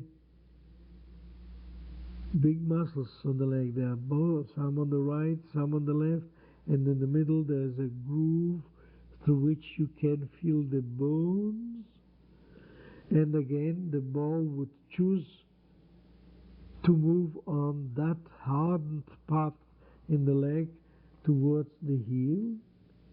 Now try to think of moving the ball from the back of the knee along the calves of your left leg, down on the Achilles tendon, to the heel, and back again to the knee, and slowly down. See how our speech is awkward, that we say down and up. Our ball can't roll up, can roll only down. Therefore the body is organized so that in front of the ball there's always a path inclined downwards, and we alter all the segments of our body in such a way that the ball can roll upwards as far as our body goes, means from the knee to the buttock, but in fact it's going down there. It means that the knee at that moment is higher from the floor than the buttock. Otherwise the ball wouldn't roll. So keep on rolling from the knee down to the heel, and now from the heel to the back of the knee, and continue to your hip joint. Continue to your hip joint. And now from that hip joint, could you make it come over to the groove in the small of your back where you had it before? Now, from the small of the back to the hip joint behind, and from the hip joint twist your pelvis and your legs slightly sideways so that the ball can come over around the buttock and straight into the small of the back. And from there, move it up to the middle of your shoulder blades and let it round down the shoulder blade to the back of your shoulder and down your right arm, and bend the wrist upwards to stop it. And now lift that wrist and let the ball roll back onto your elbow, to the shoulder, through the shoulder blades. Follow which would be the path it would take to come on the back of your spine, down the groove to the small of the back, and down the dimple on your left buttock, and again on your hip joint, and in the back of your femur, the back of your thigh, down to the back of the knee and down to the tendon, and lift the leg slowly to make the ball roll in between the soleus, or the muscles of the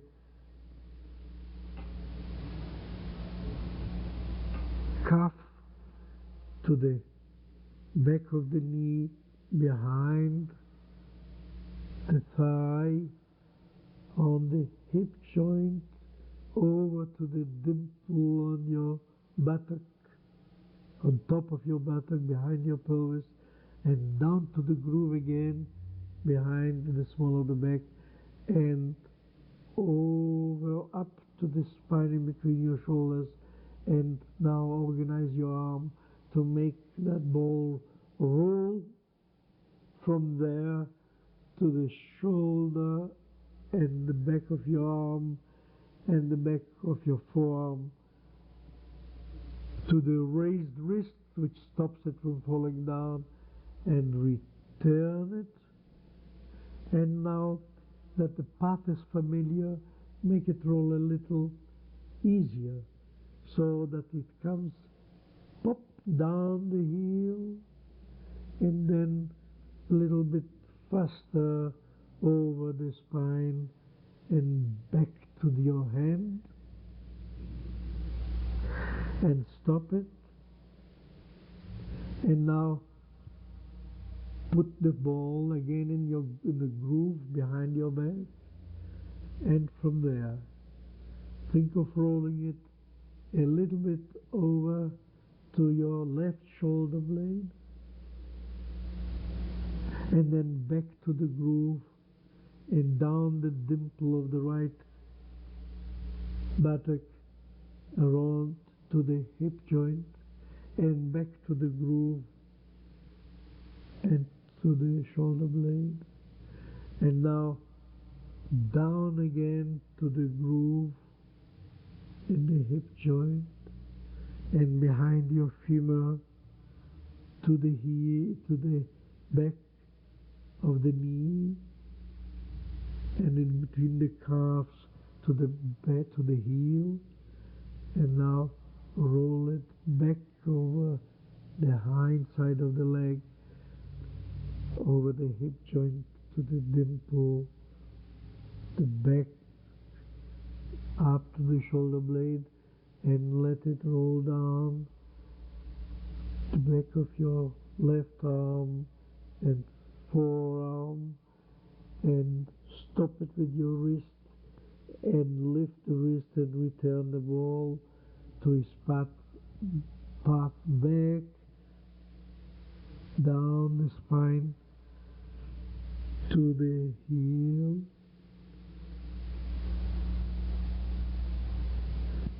and stop a minute,